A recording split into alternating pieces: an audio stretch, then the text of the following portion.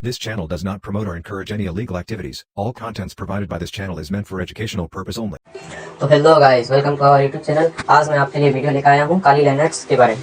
काली Linux इस video में मैं आपको बताने वाला हूँ कि आप कैसे काली लाइनक्स को यूज़ कर सकते हैं, उनमें क्या क्या कमांड है, सारे मॉड्यूल कमांड्स, उसमें डायरेक्टरी कैसे बनाई जाती है, फाइल को कॉपी कैसे किया जाता है, किसी भी ऐप को इंस्टॉल किया कैसे जाता है, कैसे रूट टू यूज़र बना जाता है, हर चीज़ डिटेल में एक्सप्लेन की गई है। तो आप इस वीडियो को पूरा देखें ताकि सीख सकें। और आपको यह वीडियो का इन्फॉर्मेशन बता दी जाती है, यह वीडियो दूसरे जगह से आपको सिखाने के लिए कॉपी करी गई है, तो इसीलिए इसमें बीच बीच में स्किपर है। आप चाहे तो उन्हें स्किप भी कर सकते हैं और देख भी सकते हैं, इसमें आपकी मर्जी है। और मैं बता दूं कि आपको इस वीडियो में फुली एक्सप्लेन काली लाइनक्स के बारे में किया गया है। अगर यह वीडियो आप पूरा देख लेते हैं तो आपको दोबारा काली लाइनक्स सीखने की जरूरत नहीं पड़ेगी, आप काली लाइनक्स एक्सपर्ट बन जाएंगे। और साथ ही साथ आप टर्मक्स ये सब भी यूज़ कर सकते हैं इस वीडियो को पूरा देखने के बाद। तो चलिए वीडियो को शुरू करते हैं।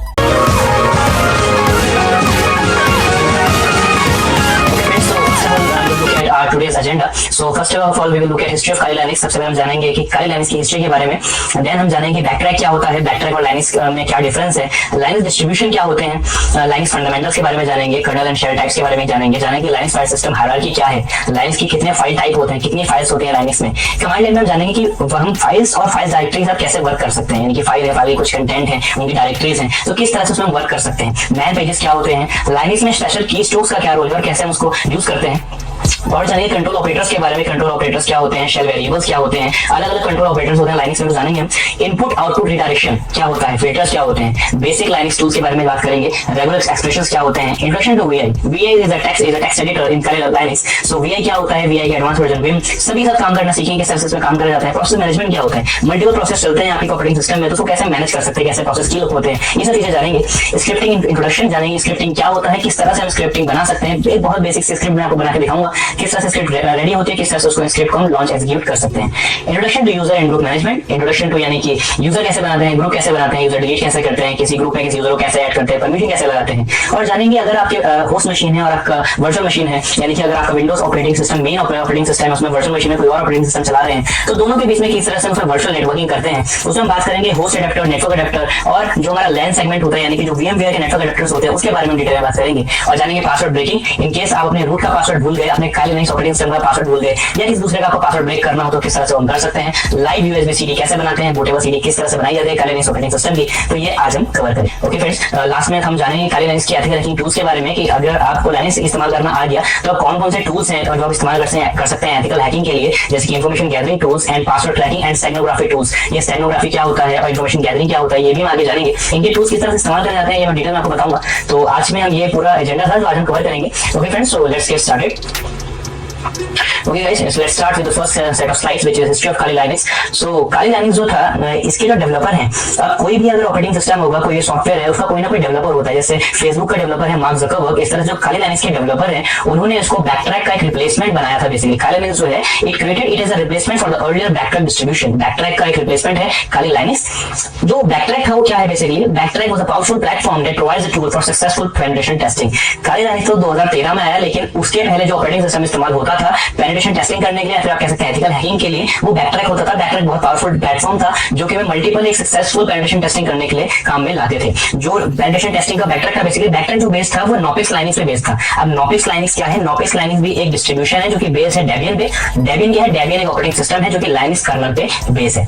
अब यहाँ पे मल्टीपल लाइनक्स डिस्ट्रीब्यूशन है। अब आपको देखिए, अगर आप बिगिनर हैं, आपको समझ में नहीं आ रहा है कि नॉपिक्स लाइनक्स, डेबियन, कर्नल ये चीजें क्या है, तो आपको घबराने की कोई बात नहीं है। आप इस वीडियो का भी स्टार्टिंग ही हुई है, अगर आपको धीरे धीरे आप इस वीडियो को पूरा देखेंगे तो आपको बहुत ज्यादा इजी वे में आपको पूरे कॉन्सेप्ट क्लियर हो जाएंगे। तो कोई ऐसे डरने वाली बात नहीं है कि हमें समझ नहीं आ रहा है कि नॉपिक्स क्या है, डेबियन क्या है, कर्नल क्या है। तो बहुत डिटेल में मैंने हर एक चीज एक्सप्लेन करी है। और इससे पहले मैं एक पहले भी वीडियो बना चुका हूं, इंट्रोडक्शन टू काली लिनक्स, उसमें मैं बहुत डिटेल में बता चुका हूं डेबियन के बारे में क्या है, डेबियन लाइनक्स डिस्ट्रीब्यूशन क्या है, लेकिन इसमें भी हम कवर करेंगे। तो इस वीडियो को देखने के बाद वो वाली वीडियो को देखना तो आपको ज्यादा इजी में समझ में आएगा और ज्यादा आपके फंडामेंटल्स क्लियर होंगे।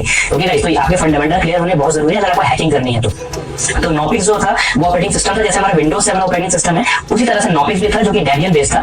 डेबियन क्या है, डेबियन ऑपरेटिंग सिस्टम है जो कि लाइनक्स कर्नल का इस्तेमाल करता है।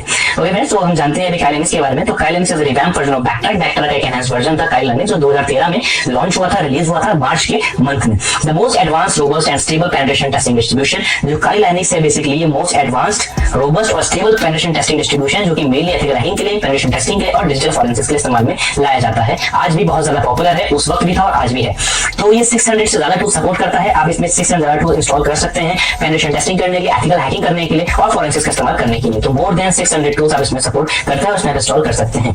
It was developed by Mati Aharoni and Devon Kearns of Offensive Security. इसको डेवलप करा था मैची अरोनी ने और डेवन कर्स ने, और बाकी इनकी पूरी टीम थी डेवलपर्स की, उन्होंने इसको डेवलप करा था। जो बेसिकली ओनर है ऑफेंसिव सिक्योरिटी के, जिसने ऑफेंसिव सिक्योरिटी बनाई है, वो मैची अरोनी है। ऑफेंसिव सिक्योरिटी क्या है मैं पहले की वीडियो बता चुका हूं आपको, तो अब एक छोटा सा इंट्रो देता हूं। ऑफेंसिव सिक्योरिटी एक बेसिकली कंपनी है जो कि सिक्योरिटी के लिए काम करती है, साइबर सिक्योरिटी डोमेन में काम करती है। तो ये ऑफेंसिव सिक्योरिटी जिसने बनाया था उसने काइल लिनक्स को बनाया है। ओएससीपी जो सर्टिफिकेशन है आपका साइबर सिक्योरिटी में, ऑफेंसिव सिक्योरिटी हमें प्रोवाइड करता है। तो ऑफेंसिव सिक्योरिटी के बारे में पहले भी वीडियो बना चुका हूं, आप वो वीडियो देख सकते हैं मेरी प्लेलिस्ट में। ओके फ्रेंड्स, तो सेकंड स्लाइड पे आते हैं और बात करते हैं लाइनक्स डिस्ट्रीब्यूशन की, कि लिनक्स डिस्ट्रीब्यूशन क्या है। जैसे कि अभी हमने जाना कि वो ऑपरेटिंग सिस्टम लाइनक्स डिस्ट्रीब्यूशन था जो कि डेबियन बेस्ड था। अब ये क्या है, तो Linux distribution is an operating system made from a software collection that is based upon Linux kernel. यहां पे आप एक चीज आपको क्लियर कर दूं कि लाइनक्स जो है, आप लिनक्स सुनते हैं, लाइनक्स जो भी आप बोले, जो लिनक्स है आपका वो कोई ऑपरेटिंग सिस्टम नहीं है। कई लोग ऐसा मानते हैं कि लिनक्स जो एक ऑपरेटिंग सिस्टम है, तो ये मैं आपको क्लियर कर दूं कि लिनक्स कोई ऑपरेटिंग सिस्टम नहीं है। जैसे विंडोज 7 है, विंडोज 10 है, ये तो एक ऑपरेटिंग सिस्टम है, लेकिन लिनक्स ऑपरेटिंग सिस्टम नहीं है, लिनक्स एक कर्नल है। अब कर्नल क्या होता है, कर्नल क्या होता है, हम आगे जानेंगे। लेकिन अभी ये समझिए, कोई आपका पास कोई सॉफ्टवेयर है जो कि किसी पर्टिकुलर हार्डवेयर को चलाने की मदद कर रहा है, तो लाइनक्स वो सॉफ्टवेयर है जो कि एक ऑपरेटिंग सिस्टम को चलाने की मदद करता है। अब जानते हैं लाइनक्स डिस्ट्रीब्यूशन क्या होता है। अब फॉर एग्जांपल आपके पास एक सॉफ्टवेयर है और उस सॉफ्टवेयर, फिर आप ये मानिए आपके पास एक सोर्स कोड है, आपके पास कोडिंग कर रखी है आपने, और उस कोडिंग की मदद से आपने क्या करा, एक एप्लीकेशन बनाई स्काइप नाम की। अब आपका एक फ्रेंड है, तो आपने वो सोर्स कोड अपने फ्रेंड को भी दे दिया। अब उसी सोर्स कोड का इस्तेमाल करके आपके फ्रेंड ने एक एप्लीकेशन बना दी फेसबुक नाम की। तो यहाँ पे क्या हुआ, सोर्स कोड तो सेम रहा, लेकिन मल्टीपल एप्लीकेशंस रेडी हुई, लेकिन सोर्स कोड सेम था। इसी तरह से लाइनक्स डिस्ट्रीब्यूशन भी है। जितने भी ऑपरेटिंग सिस्टम है, रेड हैट है, सेंटोस है, मिंट है, डेबियन है, उसमें जो मेन कोर पार्ट है वो तो लाइनक्स है, लेकिन कंपनी ने क्या करा, मेन कोर पार्ट में अपने साइड से चेंजेस करके एक अलग ऑपरेटिंग सिस्टम बना दिया, उसको नाम दे दिया अपनी, जो भी वो नाम देना चाहते थे, चाहे उन्होंने काली लाइनक्स दिया, चाहे उन्होंने डेबियन दिया, चाहे उन्होंने रेड हैट दिया। उन्होंने क्या करा, मेन जो कोर पार्ट है वो तो लाइनक्स ही रहा, यानी कि जो कर्नल है वो तो लाइनक्स है, लेकिन उस कर्नल के साथ एडिशनल पैकेजेस ऐड करके जो नया एक प्रोडक्ट रेडी हुआ, उन्होंने उसको ऑपरेटिंग सिस्टम बोला और उस ऑपरेटिंग सिस्टम को उन्होंने अपनी कंपनी का नाम दे दिया। इस तरह से इसको होता है लाइनक्स डिस्ट्रीब्यूशन। लाइनक्स यानी जो कर्नल है उसके मल्टीपल डिस्ट्रीब्यूशन की, मल्टीपल कंपनीज ने उसमें अपने पैकेजेस ऐड ऑन करे, अपनी चीजें ऐड करी उसमें, फिर उन्होंने एक नया प्रोडक्ट बनाया उसको लेके, तो वो कहलाया लाइनक्स डिस्ट्रीब्यूशन। तो आई होप सो कि ये आपको क्लियर हो गया होगा कि लाइनक्स डिस्ट्रीब्यूशन क्या होता है। तो सम लाइनक्स डिस्ट्रीब्यूशन, जिसको हम डिस्ट्रो भी बोलते हैं, डिस्ट्रो आप कहीं सुनेंगे या डिस्ट्रोस आप सुनेंगे तो समझ जाना है डिस्ट्रीब्यूशन के बारे में बात हो रही है। So there are on an average 600 Linux distribution providing different features. एक आज के टाइम पे मोर देन 600 आपको लाइनक्स डिस्ट्रीब्यूशन मिल जाएंगे। जैसे खाली लाइनक्स आपने सुना है, बैकट्रैक आप सुन रहे हैं, जैसे डेबियन है, रेड हैट है, इस तरह से मल्टीपल ऑपरेटिंग सिस्टम मिलेंगे आपको लाइनक्स डिस्ट्रीब्यूशन, जैसे सेंटोस है, उबुंटू, रेड हैट, डेबियन। तो इस तरह से मोर देन 600 है जो कि लाइनक्स का कर्नल इस्तेमाल करके अपना ऑपरेटिंग सिस्टम चला रहे हैं। So far so clear, I think. Okay guys, so let's start with the third set of slides which is Linux fundamentals। इसमें हम बात करेंगे Linux fundamental के बारे में। So first of all हमें जानना है कि कर्नल क्या होता है। कर्नल जो है देखिए दोस्तों बहुत ज्यादा इंपॉर्टेंट एक टर्म है। अगर आप ऑपरेटिंग सिस्टम के बारे में पढ़ते हैं, अगर आप लाइनक्स के बारे में पढ़ रहे हैं, अगर आप ऑपरेटिंग सिस्टम खुद का ऑपरेटिंग सिस्टम बनाना चाहते हैं, तो कर्नल वो टर्म है जिसमें आपको बहुत ज्यादा मास्टरी होनी पड़ेगी। अगर आप ऑपरेटिंग सिस्टम बनाना चाहते हैं, तो कर्नल क्या है basically, the kernel is a computer program at the core of a computer operating system with complete control over everything in the system.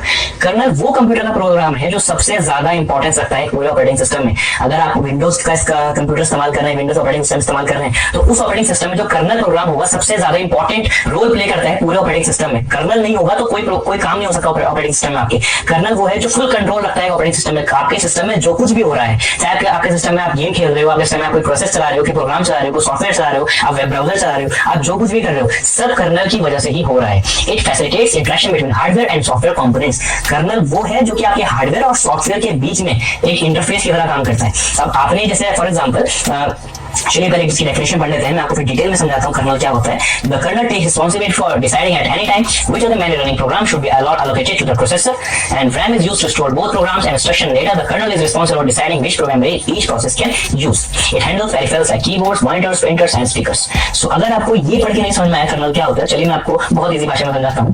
अब लेट्स सपोज आपने PUBG खेलना है, तो आपने PUBG खेलने में जैसे ही आपने PUBG का जो भी आपने का एप्लीकेशन है आपने उस पर क्लिक करा, तो जो भी रिसोर्सेज आपके मोबाइल को चाहिए होंगी, यानी कि आपकी जब PUBG खेलेंगे तो आपके सिस्टम में रैम भी लगेगी, आपका सीपीयू भी लगेगा, आपने कुछ स्टोरेज है वो भी लगेगी, और भी जितनी भी चीजें लगेंगी आपके मोबाइल में उस PUBG को चलाने के लिए। फिर अगर आप बात करते हैं आपके कंप्यूटर, आपने कोई गेम खेलना है, उस गेम को रन करने के लिए जो जो चीजों का जरूरत पड़ेगी, यानी कि कितनी रैम लगेगी, कितना सीपीयू लगेगा, कितनी स्टोरेज लगेगी, उन सबको कौन एलोकेट कर रहा है? वो कर्नल ही है जो उन सबको एलोकेट करने का काम करता है, जो बताता है कि हाँ भाई अगर आप PUBG खेल रहे हो तो आपको 1 GB की रैम मिलेगी, तो 1 GB रैम ले लो, ठीक है, इतना सीपीयू इस्तेमाल करो। तो वो कर्नल ही है जो ये बताता है कि कितनी रैम, कितना सीपीयू, कितना स्टोरेज यूटिलाइज करेगा एक एप्लीकेशन एप्लीकेशन जब ऑपरेटिंग सिस्टम में चलेगा। यहाँ तक कि कर्नल ये बताता है कि अगर आपका मॉनिटर है, आपने मॉनिटर कनेक्ट करना है अपने कंप्यूटर में, तो मॉनिटर को कौन कौन से सिस्टम की रिक्वायरमेंट होगी, क्या क्या उसकी पे रिक्वेस्ट होगी, सब कर्नल बताता है। आप जैसे कोई भी इनपुट आउटपुट का काम वगैरह कर रहे हैं, आपने यहाँ से कोई इनपुट लिखा, आपने लिखा माय नेम इज राहुल, ठीक है, आपने वर्ड पे लिखा, तो उसका सामने जो आपको आउटपुट दिखेगा वो किसकी मदद से दिख रहा है, वो कर्नल की मदद से दिख रहा है। तो कर्नल ही वो कोर पार्ट है ऑपरेटिंग सिस्टम का, जो सारे के सारे फंक्शन परफॉर्म कर रहा है। आप कुछ भी कर रहे हो, आपकी मेमोरी लोकेशन का काम हो, जैसे रैम की हम बात करते हैं, रैम में हमारा टेम्पररी डेटा स्टोर होता है,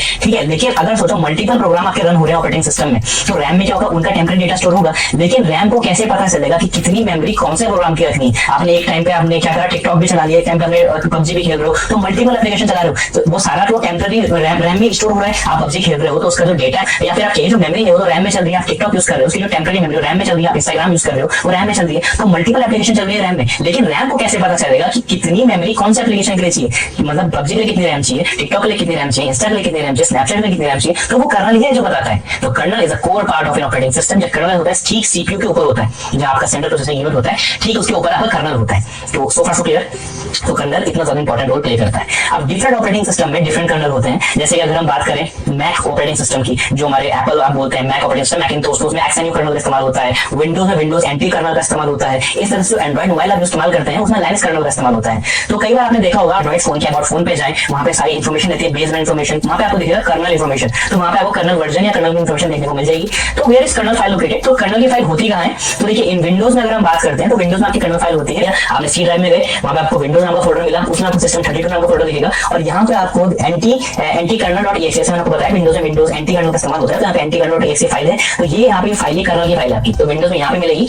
लाइनक्स की बात करते हैं, लाइनक्स में जो फाइल सिस्टम अलग अलग होता है। विंडोज में बहुत अलग फाइल सिस्टम है और लाइनक्स में बहुत अलग है। लाइनक्स में हर एक प्रोसेस के लिए, हर एक प्रोग्राम के, हर एक चीज के लिए अलग फाइल है। तो ये इस तरह से लाइनक्स में अगर आप बात करें कर्नल कहां पे होता है, लाइनक्स में कर्नल होता है बूट में। तो सिंपल आपको क्या करना है, आपको बूट अपनी बूट फाइल में जाना है। बूट फाइल में जाना है vmlinux.5.3.0 तो ये जो फाइल है आपकी, ये आपकी कर्नल है। तो यहाँ पे आपका कर्नल स्टोर होता है। कर्नल ये है जो बूटिंग के टाइम पे बहुत ज्यादा इंपॉर्टेंट रोल प्ले करता है। तो ये था कर्नल के बारे में, कर्नल क्या होता है। तो कर्नल के कुछ टाइप होते हैं, जैसे monolithic kernel, micro kernel and hybrid kernel. Multiple types हैं कर्नल के। अब क्या डिफरेंस है मोनोलिथिक कर्नल में, माइक्रो कर्नल में और हाइब्रिड कर्नल में। देखिए पहले एक चीज मैं आपको बता दूं, जो लाइनक्स ऑपरेटिंग सिस्टम इस्तेमाल करता है वो इस्तेमाल करता है मोनोलिथिक कर्नल का, और जो हमारे विंडोज इस्तेमाल करता है वो होता है हाइब्रिड कर्नल का। और भी कई ऐसे ऑपरेटिंग सिस्टम जो आजकल माइक्रो कर्नल का इस्तेमाल कर रहे हैं, लेकिन इनमें डिफरेंस क्या है, ये मेन बात है।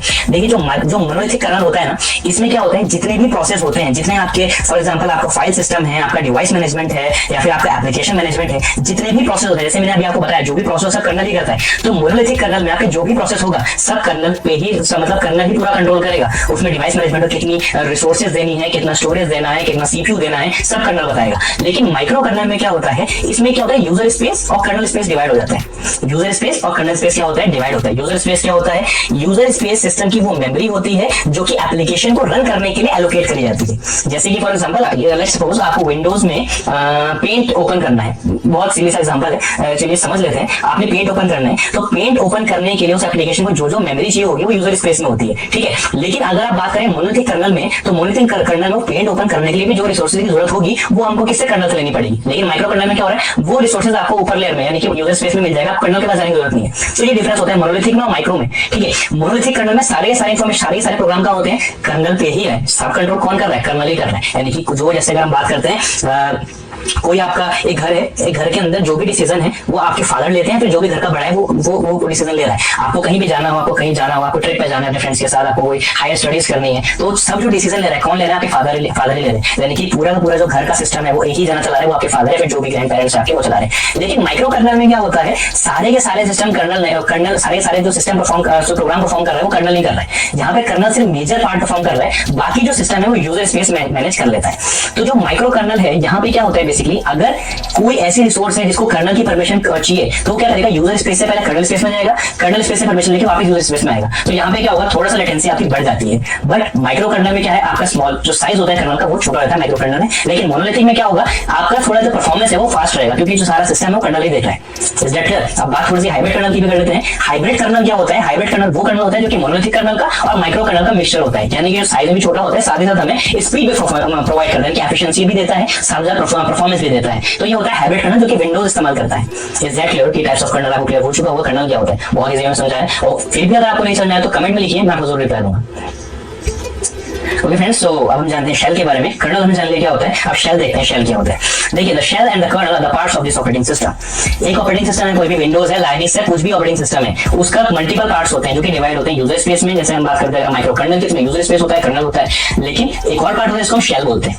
जो शेल होता है वो बेसिकली क्या होता है, ऑपरेटिंग सिस्टम का ये पार्ट है जो कि कर्नल के साथ काम करता है। When a user gives his command for performing any operation, then the request will goes to the shell parts. इसका मतलब क्या हुआ, जब भी आपने कोई कमांड एंटर करी कोई भी ऑपरेशन परफॉर्म करने के लिए, जैसे आपने क्या कहा, विंडोज ऑपरेटिंग सिस्टम खोला, आपने सीएमडी खोला, वहां पे लिखा आईपी कॉन्फिग, यानी कि इंटरनेट प्रोटोकॉल कॉन्फ़िगरेशन। वो कमांड का इस्तेमाल क्यों करते हैं हम, अपनी कंप्यूटर के आईपी एड्रेस देखने के लिए। अब हमने क्या करा, आईपी कॉन्फिग लिखा, अब हमारे से जो कमांड जाएगी वो सीधा कर्नल पे जाएगी, लेकिन यहाँ पे एक ट्विस्ट यह आता है कि जो यूजर है वो डायरेक्टली कर्नल को एक्सेस नहीं कर सकता। ठीक है, वहां पे क्या होगा, उसको एक्सेस करने के लिए हमें शेल का इस्तेमाल करना पड़ता है।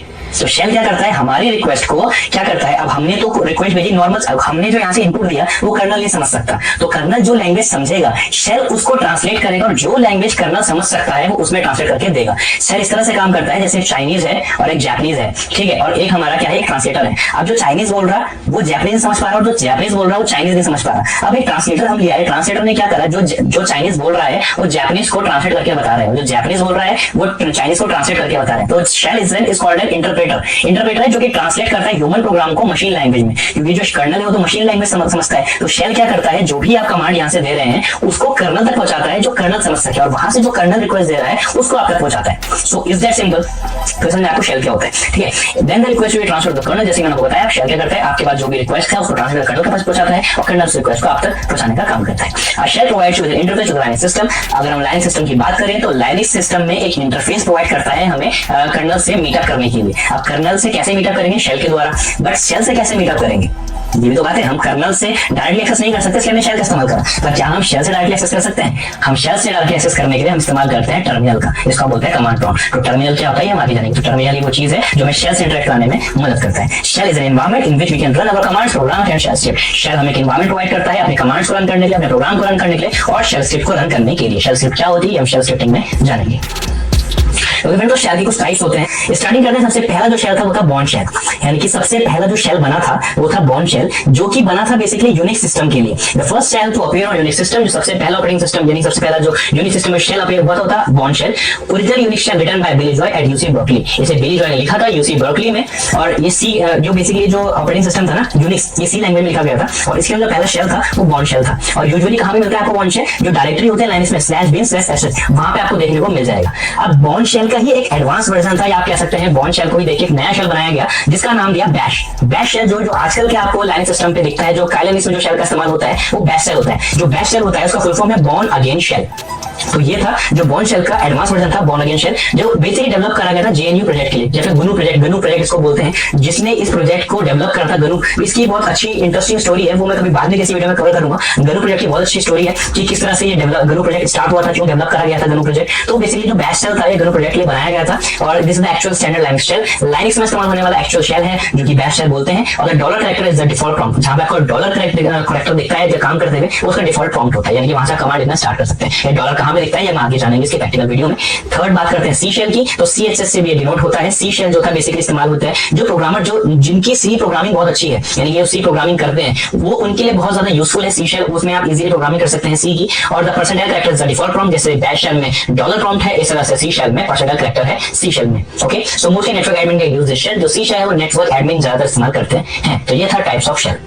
तो चलिए फ्रेंड्स, जानते हैं कि लाइनक्स फाइल सिस्टम हायरार्की क्या होता है, लेकिन उससे पहले हमें ये जानना पड़ेगा कि फाइल सिस्टम क्या होता है। देखिए, फाइल सिस्टम एक ऐसा मेथड होता है जो कि ऑपरेटिंग सिस्टम को बेसिकली कंट्रोल देता है कि जितनी भी फाइल्स मौजूद हैं उसको ट्रैक करना, यानी फाइल मैनेजमेंट करना, उसके प्रिविलेजेस देखना, उसमें एक्सेस रूल्स देखना, यानी कौन उसको एक्सेस करेगा कौन नहीं करेगा, उसमें कौन कौन सी प्रिविलेजेस हैं, ये सब देखने का। तब यानी कि फाइल मैनेजमेंट का जो काम होता है वो फाइल सिस्टम देखता है। जैसे कि विंडोज में अलग अलग फाइल सिस्टम होते हैं। जब विंडोज में अपना ड्राइव फॉर्मेट करते हैं या फिर पेन ड्राइव फॉर्मेट करते हैं तो उसमें आपको ऑप्शन मिलता होगा कि FAT32 में फॉर्मेट करना है, NTFS में फॉर्मेट करना है, या एक्स या EXFAT में फॉर्मेट करना है। तो यानी कि उसमें डिफरेंस है, FAT32 में डिफरेंस है, NTFS में डिफरेंस है। अगर आप FAT32 में फॉर्मेट करते हैं तो आपको इतनी ज्यादा बेसिकली फंक्शनैलिटी नहीं मिलेगी, आपको इतने ज्यादा उसमें फंक्शन नहीं मिलेंगे। लेकिन अगर NTFS में जाएंगे तो उसमें ज्यादा फंक्शन आपको देखने को मिलते हैं। तो फाइल सिस्टम होता है फाइल मैनेजमेंट का काम, किस तरह से उसको ट्रैक होता है, फाइल्स को ट्रैक करने का काम वो फाइल मैनेजमेंट में होता है। तो लाइनक्स की भी फाइल सिस्टम हायरार्की है, तो उसके बारे में हम जानेंगे। जो फाइल सिस्टम हायरार्की है लाइनक्स की, इसका प्रोजेक्ट स्टार्ट हुआ था 1993 में, और इसका गोल ये था कि जितनी भी फाइल मौजूद है, जितनी भी डायरेक्टरीज मौजूद है लाइनक्स में, उनको कैटेगराइज करना। कैटेगराइज करने का in the sense, for example आप एक लाइब्रेरी में जाते हैं तो लाइब्रेरी में अलग अलग सेक्शंस होते हैं। फॉर एग्जांपल आपको अगर हिंदी की बुक पढ़नी हो तो हिंदी का अलग सेक्शन होगा, साइंस का अलग सेक्शन होगा, वहाँ पे सोशियोलॉजी का अलग सेक्शन होगा।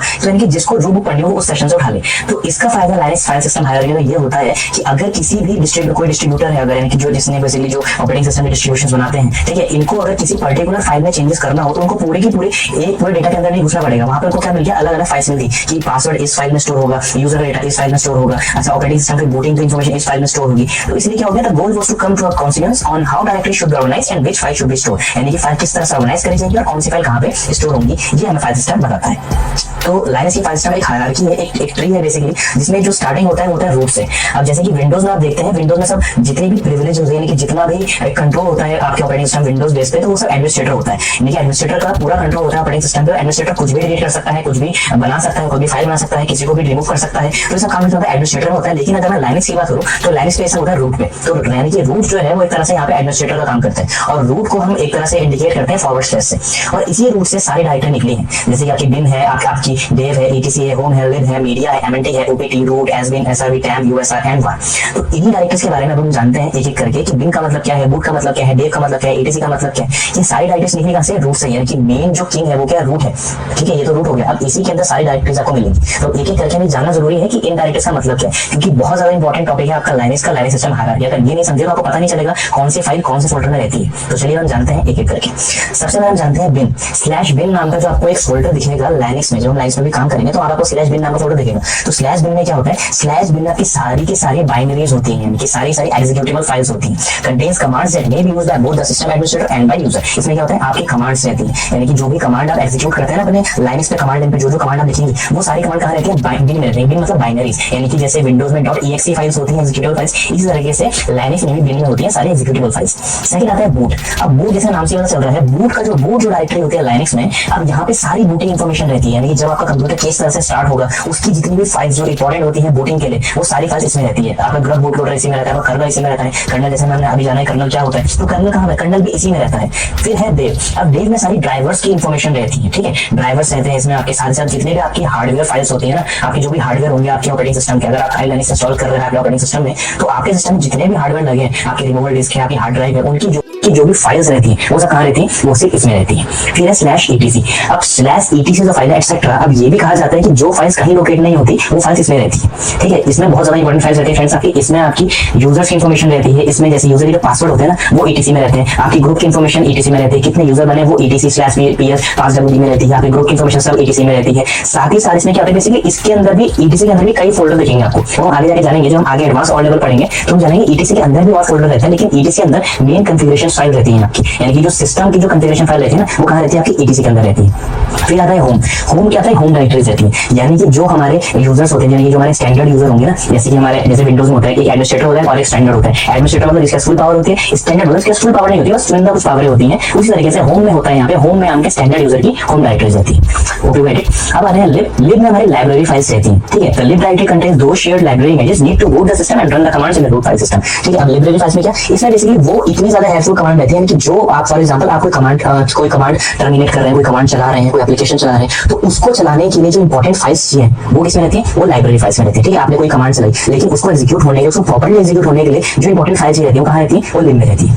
तो समझ में आपको। हम आगे बढ़ते हैं, जानते हैं मीडिया और एमएनटी के बारे में। मीडिया और एमएनटी में वो फाइल्स रहती हैं जैसे कि इसमें बेसिकली मीडिया माउंट पॉइंट, इसमें बताया mount point for removal media. Removal media मतलब जैसे कि हम हार्ड ड्राइव लगाते हैं, हम पेन ड्राइव लगाते हैं, हम फ्लैश ड्राइव लगाते हैं, हम सीडी लगाते हैं, डीवीडी लगाते हैं, तो वो सब चीजें कहाँ देखने को मिलेंगे अपने, हमने हार्ड ड्राइव लगाई, पेन ड्राइव लगाई, वो हमें कहाँ देखने को मिलेगा, वो होगा मीडिया में। तो जो भी हम एक्स्ट्रा रिमूवल मीडिया लगाते हैं अपने लाइनक्स ऑपरेटिंग सिस्टम में वो सब कहाँ रहते हैं, सब मीडिया में रहता है। एमएनटी मतलब क्या हुआ, एमएनटी मतलब माउंट टू, एमएनटी में रहता है टेम्पररी बेस पे। अगर हम टेम्पररी बेस पे कोई रिमूवल डिस्क लगा रहे हैं तो वो हम कहाँ पे माउंट कर सकते हैं, एमएनटी पे माउंट कर सकते हैं। जो मीडिया वाला फोल्डर रहेगा ये ऑपरेटिंग सिस्टम खुद ही मैनेज करता है, पर जो एमएनटी वाला फोल्डर होता है दोस्तों यहाँ पे एडमिनिस्ट्रेटर को मैनेज कर सकता है। ये मीडिया वाला ओएस बाय डिफॉल्ट खुद ही मैनेज कर लेगा, जो आपने हार्ड ड्राइव लगाई इसने ऑटोमेटिकली यहाँ पे डिटेक्ट कर ली, लेकिन एमएनटी में हम मैनुअली टेम्पररी टाइम के लिए यहाँ पे माउंट कर सकते हैं। फिर आता है ओपीटी। ओपीटी में क्या लिखा है, ऐड ऑन एप्लीकेशन पैकेजेस। अब इसका मतलब क्या हो, जैसे आप अलग से कोई एप्लीकेशन पैकेज इंस्टॉल करते हैं लाइनक्स ऑपरेटिंग सिस्टम में, तो उसकी फाइल्स कहां पे रहती है, ओपीटी में रहती है। जैसे आपने कोई प्रिंटर इंस्टॉल करा तो उसकी फाइल कहां रहेगी, ओपीटी में रहेगी। फिर आता है रूट, होम डायरेक्टरी में रूट यूजर। अब यहाँ पे क्या, जो हमारा एडमिनिस्ट्रेटर होता है उसका जो अकाउंट की इंफॉर्मेशन होगी वो सब कहां रहती है, वो सब रूट में रहती है। फिर आता है एसबिन।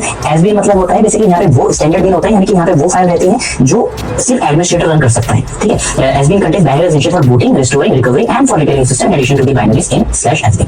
अब यहाँ बिन में क्या होता है, बिन में तो वो कमांड रहता है एग्जीक्यूटेबल जो कि स्टैंडर्ड यूजर भी इस्तेमाल कर सकता है और एडमिनिस्ट्रेटर भी इस्तेमाल कर सकता है। लेकिन एसबिन में सिर्फ वही फाइल्स रहेंगे और सिर्फ वही बंदा एक्सेस कर सकता है जो रूट होगा, यानी कि जो एडमिनिस्ट्रेटर होगा वही एक्सेस कर सकता है। किन चीजों के लिए, अगर इसमें कोई आपके ऑपरेटिंग सिस्टम को दिक्कत आ रही है तो बूटिंग प्रोसेस में की जो फाइल्स रहती है उनमें चेंजेस करने के लिए, फिर रिस्टोरिंग सिस्टम रिस्टोर करने के लिए, सिस्टम को रिकवर करने के लिए, सिस्टम को रिपेयर करने के लिए, वो सब कहाँ रहता है, एसबिन में।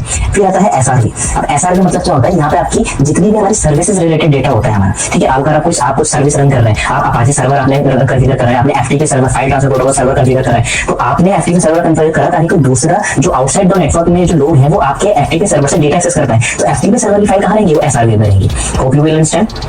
तो अब आ जाती है टेम्प की। तो टेम्प की जो फाइल है यहाँ पे टेम्पररी फाइल्स रहती हैं। टेम्पररी फाइल्स मतलब जब भी कंप्यूटर रीस्टार्ट होगा ये फाइल्स डिलीट हो जाएंगी। The temp directory must make available for programmes that require temporary files. ये प्रोग्राम्स की अवेलेबल रहती हैं जो कि टेम्पररी बेसिस पे रहती है। Files and directories located in temp be deleted whenever system is booted. जैसे मैंने आपको बताया, जब सिस्टम बूट होगा ये फाइल डिलीट हो जाती है। फिर आता है यूएसआर। यूएसआर में आती है यूजर रिलेटेड डेटा, यानी USR shareable read only data. The USR directory contain application and files used by user. कि यूजर जो एप्लीकेशन और फाइल्स बेसिकली यूज करता है उसका डेटा कहां पे रहता है, यूजर में रहता है। फिर आता है var। अब यहाँ पे होता है, यहाँ पे वेरिएबल डेटा फाइल्स रहती हैं जो वेरी करती हैं, जिनका साइज आप बोल सकते हैं फिक्स नहीं रहता। जैसे कि लॉग फाइल्स हो गई, एडमिनिस्ट्रेटर लॉगिंग डेटा, आपको जो लॉगिंग डेटा रहता है वो फिक्स नहीं रहता, वो चेंज होता रहता है। और टेम्पररी फाइल्स हो गई वो सब कहाँ रहती है, वो var में रहती है। फिर आता है प्रोसेस, यानी यहाँ पे प्रोसेस में जितने भी आपके प्रोसेस चलते हैं, आप लाइनक्स का इस्तेमाल कर रहे हैं तो वहाँ पे मल्टीपल प्रोग्राम्स यूज कर रहे हैं, उन प्रोग्राम्स के अलग अलग प्रोसेस चल रहे हैं, तो उन प्रोसेस की फाइल कहाँ स्टोर होती है, वो प्रोसेस स्टोर होती है। फिर आता है लॉस्ट प्लस फाउंड, जहाँ पे वो फाइल रहती है बेसिकली इनकेस आप कोई आप ना विंडोज में कोई लिब्रे ऑफिस में कोई फाइल लिख रहे हैं डॉक्यूमेंट में, और विद इन उसको क्या हुआ, आपकी फाइल एकदम से क्रैश हो गई, तो वो फाइल कहाँ जाती है, लॉस्ट एंड फाउंड में।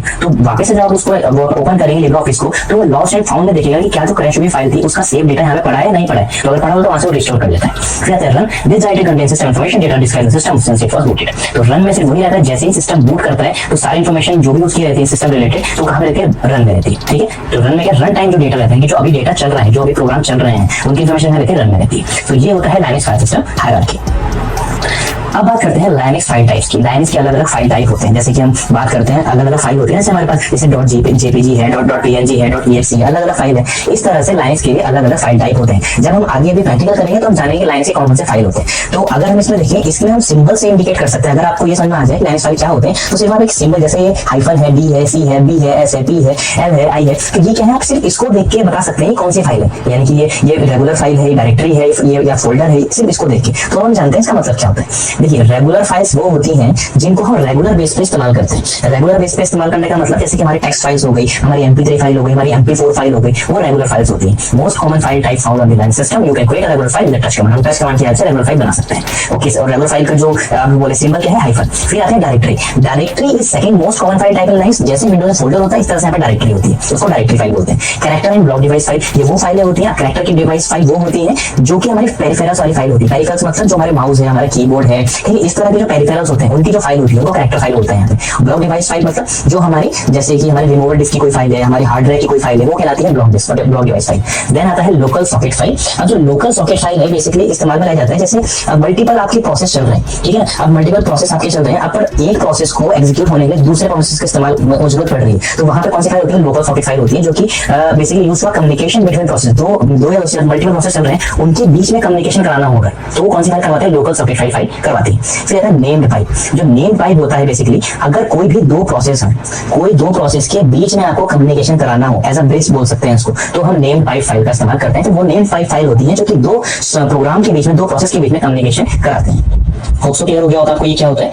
फिर आता है हमारा लास्ट में सिंबॉलिक लिंक। अब सिंबॉलिक लिंक वो होता है जो कि एक फाइल किसी दूसरी फाइल को रिडायरेक्ट, या फिर दिखा रही हो कि एक फाइल है कि दूसरी फाइल को रिडायरेक्ट करती है। जैसे हम हाइपरलिंक की बात करते हैं ना, हाइपरलिंक क्या होता है, जैसे हम कोई पेज हम पढ़ रहे हैं तो उस पेज में कोई लिंक दिखा, उस लिंक पर क्लिक करके हम किसी दूसरे पेज पे चले जाते हैं, वो हाइपरलिंक होता है, लेकिन रिडायरेक्शन। इसी तरह से सिंबॉलिक लिंक फाइल होती है, वो क्या कहते हैं, रिडायरेक्ट करने का काम करती है। This symbolic link and administrator can assign a file और डायरेक्टली मल्टीपल आइडेंटिटीज, यानी कि एक फाइल में आप दूसरी को रिडायरेक्ट कर सकते हैं, वो फाइल को क्या बोलते हैं, सिंबॉलिक लिंक। तो होप सो आपको समझ में आ चुका होगा कि लाइनक्स फाइल टाइप क्या होते हैं, तो कितने तरीके के होते हैं, कैसे इनको आइडेंटिफाई कर सकते हैं। Okay friends, let's start with the fourth set of slides which is command line. So हम कमांड लाइन पे जानते हैं कि क्या क्या हम कैसे कैसे काम करते हैं लाइनिक्स पे। तो यहाँ से हमारा प्रैक्टिकल स्टार्ट होता है। तो सबसे पहले हम जानेंगे टच कमांड के बारे में कि टच कमांड क्या होती है। तो टच कमांड बेसिकली यूज बनाई जाती है फाइल्स को बनाने के लिए, ठीक है। जहाँ पे हमें एम्प्टी फाइल्स बनाना हो तो वहाँ पे हम किसका इस्तेमाल करते हैं, टच फाइल का इस्तेमाल करते हैं। किस तरह से बनाते हैं चलिए प्रैक्टिकल देखते हैं। तो उसके लिए हम चलते हैं अपनी लाइनिक्स मशीन पे। ओके फ्रेंड्स, मैं अपनी लाइनिक्स मशीन पे आ चुका हूँ। सबसे पहले मैं टर्मिनल ओपन कर लेता हूँ यहाँ पे। तो यहाँ पे अब हम देखेंगे कि किस तरह से हम टच कमांड की मदद से फाइल्स बना सकते हैं। तो अभी हमें डेस्कटॉप पे, तो डेस्कटॉप पे अभी हम हैं यहाँ पे। तो अभी आपको दिखेगा किस तरह से मैं यहाँ पे टर्मिनल की मदद से क्या कर सकता हूँ, फाइल क्रिएट कर सकता हूँ। तो यहाँ पे मैं अगर कोई फाइल क्रिएट करनी हो आपको, सिंपली आपने क्या लिखना है, आपने लिखना है टच। टच लिखने के बाद जो भी फाइल क्रिएट करना चाहते हैं उसका नाम लिखेंगे। फॉर एग्जाम्पल मेरे केस में मैं एक फाइल क्रिएट करता हूँ मास्टर नाम से। मास्टर नाम से फाइल क्रिएट करिए और आपको एंटर प्रेस करना है। जैसे आप एंटर प्रेस करेंगे यहाँ पे आपकी मास्टर नाम की फाइल बन गई। चेक करने के लिए क्या करेंगे, अगर हमें चेक करना फाइल बनी या नहीं बनी उसके बारे में आगे जानेंगे। लेकिन उस सिंपली अगर आप देखना हो आप क्या करेंगे, यहाँ पे अगर हम इसको थोड़ा मिनिमाइज कर दें तो यहाँ पे देखेंगे मास्टर नाम की फाइल बन गई। लेकिन अगर आपको कमांड लाइन से ही देखना हो किस तरह से हम देखेंगे, हमें क्या करना है, एलएस करना है, एलएस मतलब लिस्ट और एंटर मारना है। अब यहाँ पे आप देखेंगे मास्टर नाम की फाइल यहाँ पे बन गई। तो कुछ नहीं करना, आपने सिंपल टच लिखना है और जो भी फाइल आप बनाना चाहते हैं। अब मैं बनाना चाहता हूँ फाइल नाम की फाइल .txt फाइल, .txt यानी टेक्स्ट फाइल। एंटर करा तो यहाँ पे आप देखेंगे यहाँ पे हमारी फाइल बन गई है। हमें कमांड लाइन पे देखना हो, एलएस लिखेंगे, एंटर करेंगे तो यहाँ पे हमारी फाइल .txt नाम की फाइल बन गई है। अब देखिए, अब अगर हमें mp3 फाइल बनानी हो तब क्या करेंगे, सिंपल लिखेंगे टच और लिखेंगे mp3 सॉरी टच और देखेंगे song.mp3। हमने एक फाइल बनाई, एंटर करेंगे तो यहाँ पे हमारी mp3 फाइल बन गई है। एलएस करके चेक करेंगे तो यहाँ पे हमारी mp3 song.mp3 फाइल बन गई है। ओके, तो इस तरह से हम क्या कर सकते हैं, टच कमांड की हेल्प से कोई भी फाइल बना सकते हैं। तो यहाँ पे हमने क्या करा, हमने टच कमांड की मदद से फाइल बनाना सीखे। किस तरह से बनाते हैं, एम्प्टी फाइल्स हमने बनाई, क्रिएट मल्टीपल एम्प्टी फाइल्स। अब हम जानते हैं मल्टीपल एम्प्टी फाइल्स कैसे बना सकते हैं। आपने एक दो फाइल तो बना ली, लेकिन आप क्या कर सकते हैं, एक साथ मल्टीपल फाइल्स बना सकते हैं। यानी फॉर एग्जांपल अगर आपको 5 फाइल बनानी हो तो विंडोज में कैसे करते हैं, राइट क्लिक करेंगे, फिर राइट क्लिक करेंगे, फिर बनाएंगे, फिर बनाएंगे, फिर बनाएंगे। लेकिन यहाँ पे आप सिर्फ एक कमांड की मदद से क्या कर सकते हैं, मल्टीपल फाइल्स बना सकते हैं। कैसे बनाएंगे चलिए देखते हैं। तो सिंपली हमने क्या करना है, आपने लिखना है टच। ओके, तो यहाँ पे हमने टच लिखना है और यहाँ पे हमने क्या लिखना है, हमें लिखना है फाइल और हमें कर्ली ब्रैकेट लगाना है। और जितनी भी फाइल हमें लगानी है, फॉर एग्जांपल हमें बनानी 1 से लेके 5 तक की फाइल हमें बनानी है। ये हमने करा, ये हमने फिर करने के बाद आपको क्या करना है, एंटर पे प्रेस करना है। एंटर प्रेस करेंगे तो यहाँ पे आप देखेंगे अगर, तो यहाँ पे आपके पास मल्टीपल फाइल बन जाएंगी, file 1, file 2, file 3, file 4, file 5। इस तरह से आपने देखा सिर्फ एक सिंपल कमांड की मदद से आप मल्टीपल फाइल्स बना सकते हैं। अगर आपने क्या करना हो, मल्टीपल फाइल्स बनानी हो txt नाम की, आपने सिंपली क्या करना है, आपने टच लिखा, आपने लिखा सॉन्ग कर्ली ब्रैकेट, हमें बनाना है 6 से लेके 10 तक की फाइल और हमें सब 6.mp3 आपने लिखना एक्सटेंशन और एंटर। अब आप देखेंगे तो यहाँ पे देखोगे मल्टीपल फाइल्स यहाँ पे बन गई। तो आपने देखा किस तरह से हम एक ही कमांड से मल्टीपल फाइल्स बना सकते हैं। तो देखिए कितना इजी है फाइल्स बनाना। इसी तरीके से आगे जितनी भी हम अभी कवर करेंगे बहुत इजी है, तो आपको बहुत इजी समझ में आएगा। तो वीडियो को देखते रहिए एंड तक। तो देखिए आपको समझ में आया टच कमांड से किस तरह से फाइल बन सकती है। ओके, अब हम जानते हैं जैसे, तो यहाँ पे एक पॉइंट है change modification time of file. यानी कि अगर आपने कोई भी फाइल एक्सेस करी, कोई भी फाइल आपने मॉडिफाई करी, तो उसका वहां पे टाइम दिख जाता है कि इसने इस टाइम पे इस फाइल को मॉडिफाई करा, इसने इस टाइम को एक्सेस करा। अगर हमें वो चेंज करना हो, पहले तो हम ये जानते हो देखते कैसे हैं और फिर हम जानते हो चेंज कैसे करते हैं और फिर हम जानेंगे display the type of file. अगर आपको कमांड लाइन में जानना हो कि कौन सी फाइल है, ठीक है, अभी तो जैसे हमारा GUI है, हम ग्राफिकल यूजर इंटरफेस पे देख सकते हैं कौन सी फाइल है। लेकिन अगर हम सिर्फ कमांड लाइन पे काम कर रहे हैं तब हम कैसे देखेंगे कि कौन की किस टाइप की फाइल है। तो हम क्या करेंगे, इसका इस्तेमाल करते हैं। चलिए, तो पहले हम जानते हैं कि अगर हमें उसका एक्सेस और मॉडिफिकेशन टाइम चेंज करना, तो सिंपली पहले हमें क्या करना है, हम देख लेते हैं कि हमने कब एक्सेस करा था। एलएस लिखेंगे और आपने लिखना है ls-l मतलब लॉन्ग लिस्टिंग, एंटर करेंगे। तो यहाँ पे अगर मैं इसको थोड़ा सा बड़ा करूँ, ओके फ्रेंड्स, तो देखिए यहाँ पे टाइम दिखा रहा है कि हमने यहाँ पे song10.mp3 फाइल ये हमने बनाया था 4:57 पे, ठीक है। यहाँ पे टाइम दिखा रहा है। इस तरह हमने इसमें इसको क्या करा था, एक्सेस करा था, मॉडिफाई करा था। इस तरह से फाइल बना हमने करा था 4:57 पे। इस तरह से क्या जो भी हमारी फाइल है, ठीक है, तो हम इसको देख सकते हैं हमने कब इसको मॉडिफाई करा था। तो अगर आपको चेंज करना हो मॉडिफिकेशन या एक्सेस टाइम, तो कैसे हम करेंगे, ठीक है। सिंपल सी कमांड है, आपको कुछ नहीं करना, आपने क्या करना है, टच हाइफन, आपने क्या करना है, एक्सेस और एम, ए और एम आपने लगाना है और क्या करना है, उस फाइल का नाम लिखना है। मान लीजिए अभी जैसे आप टाइम देखिए कितना हो रहा है, यहाँ पे इतना टाइम हो रहा है, तो यहाँ पे हमें क्या चेंज करना है, तो मास्टर फाइल को चेंज करते हैं। हमने क्या मास्टर लिखना है और एंटर करना है। अब हम अगर देखें, ठीक है, तो अब अगर आप देखेंगे मास्टर के जो फाइल का टाइम है वो क्या हो गया, यहाँ पे चेंज हो गया और यहाँ पे क्या हो रहा था, यहाँ पे वो चेंज हो गया था। देखिए कितनी इजीली हमने क्या करा, एक कमांड की मदद से हमने वो चेंज कर दिया टाइम कि हमने कब एक्सेस करा था। तो ये जितनी भी चीजें आपको बता रहा हूँ आगे बताऊंगा। अब इसको ध्यान में रखिए करिए कि अगर आप किसी कंपनी में सिक्योरिटी एनालिस्ट काम कर रहे हैं तो हो सकता है आप आपको वहाँ देखना पड़े कि इस यूजर ने कौन सी फाइल कब एक्सेस करी थी, तो आप इसकी मदद से देख भी सकते हैं, उसको चेंज मॉडिफाई भी कर सकते हैं। सिंपली आपने क्या करना है, touch-am और फाइल का नाम और enter. Okay, is that clear? अब हमें जानना है कि कोई पर्टिकुलर फाइल है, उसका टाइप क्या है। हमें सिंपली अपना फाइल लिखना है और उस फाइल का नाम, हमें फाइल लिखना है उस फाइल का नाम। हम जानना चाहते हैं कि जो सॉन्ग या फिर हम देखना जो मास्टर है, ये इस फाइल कौन किस टाइप है। एंटर मारा, हम लिखा इसमें क्या है, एम्प्टी फाइल, इसमें कुछ है ही नहीं। तो हम दूसरी फाइल देखते हैं। अगर हमने यहाँ पे लिखा song 10.mp3, इसमें भी क्या है, इसमें भी कुछ नहीं। तो चलिए एक फाइल में कुछ हम रिटर्न कर लेते हैं। हमें लिखना है, सिंपली हम लिखते हैं कैट, और अभी कैट कमांड क्या है, इसका किस तरह से यूज करते हैं ये हम आगे जानेंगे। तो अभी आप इतना अगर टेंशन मत लीजिए कि कैट से क्या हो रहा है, और जो कमांड्स में लिखूंगा सब मैं आपको बताऊंगा धीरे धीरे। तो अभी आप इतना पैनिक मत होइएगा कि कैट का किस तरह से इस्तेमाल हो रहा है, क्यों हो रहा है। तो अभी मैं आपको एग्जांपल देने के फटाफट से इसमें लिख लेता हूँ।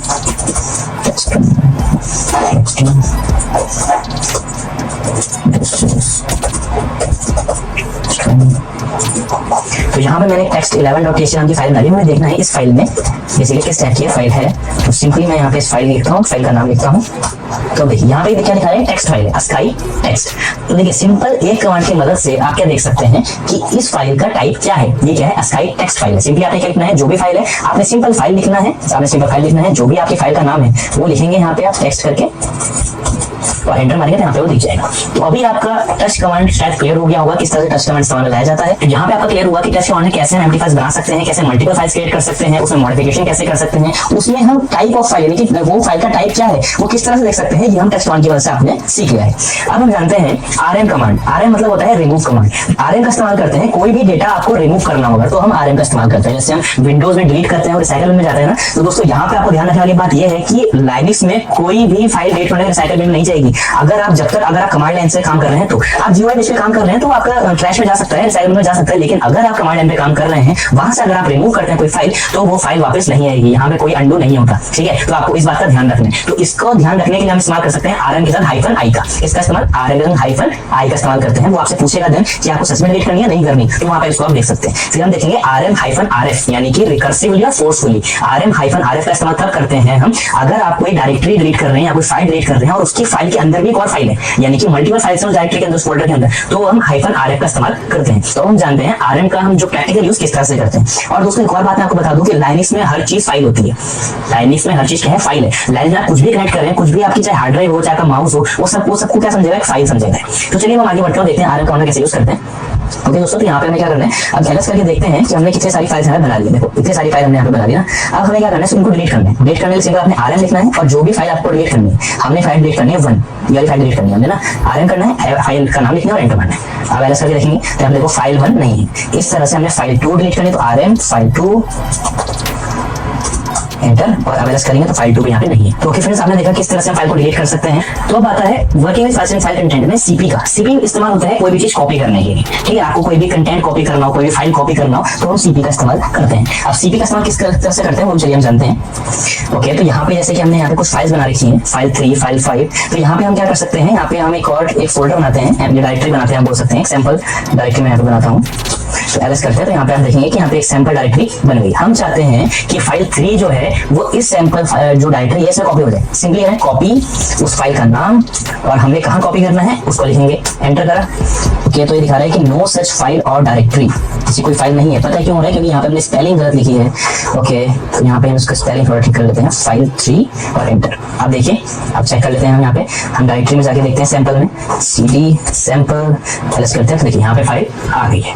ओके, और इससे मुझे दोस्तों एक और चीज आपको बताने के लिए मुझे याद आया कि नो सच फाइल डायरेक्टरी जो है लाइनक्स में केस सेंसिटिव होता है। केस सेंसिटिव मतलब होता है लाइनक्स में जो कमांड जिस तरीके से पहले से बनाई गई है, यानी कि जो कमांड के जिस तरह से पहले से प्रोग्राम करी गई है उस तरह से वो क्या होगी, एग्जीक्यूट होगी। अगर आप जैसे हम करते हैं एलएस करते हैं, एलएस हम टेस्ट करने के लिए करते हैं, अगर आप यहाँ पे एलएस का एल बड़ा करेंगे और एस का स्मॉल रहने देंगे तब करेंगे तो क्या लिखेगा, bash LS command not found. तो यहाँ पे केस सेंसिटिव है, तो जिस तरीके से कमांड है आपको उस टाइप से लिखनी पड़ेगी। अगर आप एलएस नॉर्मल लिखेंगे तो चलेगी, लेकिन अगर आप एलएस का एल छोटा रहने देंगे, एस कैपिटल करेंगे तो क्या करेगा, नॉट फाउंड। तो यहाँ पे केस सेंसिटिव होता है, तो ये आपको समझना पड़ेगा और इस तरह से आपको आगे काम भी करना पड़ेगा। तो कॉपी का इस्तेमाल हम इस तरह से कर सकते हैं। सिंपल हमने कॉपी लिखना है, आपने लिखना है फाइल, जो भी फाइल आप करना चाहते हैं और कहाँ पे करना चाहते हैं उसका हमें करना है, फाइल का पाथ देना है। यहाँ पे हम देना चाहते हैं, अभी फिलहाल तो सैंपल नहीं है तो पीछे चलते हैं यहाँ पे अपने। ओके, सीपी लिखना है और अपनी कौन सी फाइल लिखनी है, फाइल हमें कॉपी करना है, फाइल 5 करना है सैंपल में, एंटर। तो यहाँ पे आप देखेंगे एलएस करके तो यहाँ पे हमारी cd सैंपल तो यहाँ पे देखेंगे फाइल 5 भी आ चुका है, फाइल 3 में पहले कॉपी करते हैं, यहाँ पे आ चुका है। इस तरह से हम क्या कर सकते हैं, फाइल को बना सकते हैं, फाइल को रिमूव कर सकते हैं, फाइल को कॉपी कर सकते हैं। यहाँ पे एक और कॉन्सेप्ट आता है दोस्तों, फाइल को मूव करना। ये तो हमने कॉपी करा, लेकिन अगर मूव करना परमानेंटली यहाँ से वहां शिफ्ट करना तो हम चेक करते हैं। जैसे कि हमारे ये hash.txt नाम की फाइल है, इसको हम परमानेंटली मूव करना चाहते हैं सैंपल में। हमें क्या कमांड चलाना है, mv और इस फाइल का नाम, और जहां पे इसको मूव कराना हमें कराना है सैंपल में मूव और एंटर। एल्स करेंगे तो यहाँ पे आपको वो फाइल नहीं दिखेगी। वो फाइल कहाँ चली गई है, वो फाइल चली गई है सैंपल में। तो हम चलते हैं सैंपल में, एल्स करते हैं तो यहाँ पे देखेंगे hash.txt फाइल यहाँ पे आ रखी है। तो इज दैट सिंपल। तो इस तरह से आप क्या कर सकते हैं दोस्तों, मल्टीपल फाइल्स को बना सकते हैं, डिलीट कर सकते हैं, क्रिएट कर सकते हैं, मूव कर सकते हैं, कॉपी कर सकते हैं। तो बहुत सिंपल है। तो आपको समझ में आ चुका होगा कि इस तरह से हम सब चीजें परफॉर्म करते हैं। तो चलिए आगे बढ़ते हैं। तो मूव कमांड हमने देख लिया है। अब मूव कमांड का इस्तेमाल हम रीनेम करने के लिए कर सकते हैं। चलिए ये भी देख लेते हैं किस तरह से इसको रीनेम करने के लिए। कोई फाइल अगर रीनेम करनी हो आपको, तो जैसे आपने क्या करा, आपने यहाँ पे देखा कि मल्टीपल फाइल्स हैं। अब जैसे कि यहाँ पे फाइल 5 है, अब इसका हम नाम चेंज करना चाहते हैं। ठीक है, हमने क्या करा, mv लिखा और फाइल 5 लिखा, और जिसमें सॉरी इसका नाम गलत हो गया, फाइल 5 लिखा और इसका नाम हम चेंज करना चाहते हैं राहुल। तो हमने क्या लिखा, एंटर करा। अब एल्स करेंगे तो यहाँ पे आपको वो फाइल 5 यहाँ पे आपको नहीं लिखी। फाइल का नाम क्या चेंज हो गया, राहुल। तो फाइल्स का नाम चेंज करने के लिए हम वो कमांड का इस्तेमाल करते हैं रीनेम करने के लिए। तो समझ में आ चुका होगा आपको। चलिए आगे बढ़ते हैं। अब बात करते हैं हेड की। हेड होता है और एक आपका टेल होता है। हेड टेल कमांड का इस्तेमाल हम कब करते हैं, देखिए हेड टेल का कमांड का इस्तेमाल करते हैं हम जब हमें कोई फाइल देखना हो। मान लीजिए आपकी 1000 वर्ड्स की या 1000 लाइंस की एक फाइल है, उसमें से आपको ऊपर की या फिर नीचे की 10 लाइन देखनी है, फिर आपको उसके ऊपर की 20 लाइन देखनी हो, तो आप क्या करेंगे, पूरी 1000 लाइंस का पेज खोलेंगे नहीं। हम क्या करेंगे, हेड कमांड का इस्तेमाल करने के बाद सिंपल से ऊपर की 10 लाइन या नीचे की 20 लाइंस या जितनी लाइन आप देखना चाहते हैं उसका इस्तेमाल आप कर सकते हैं। सिंपली हमें क्या करना है, चलिए एक फाइल ओपन करते हैं। अब यहाँ से मैं एक फाइल ओपन करता हूँ। ओके, तो यहाँ पे जैसे मैं करता हूँ, मैंने लिखा cat etc wd।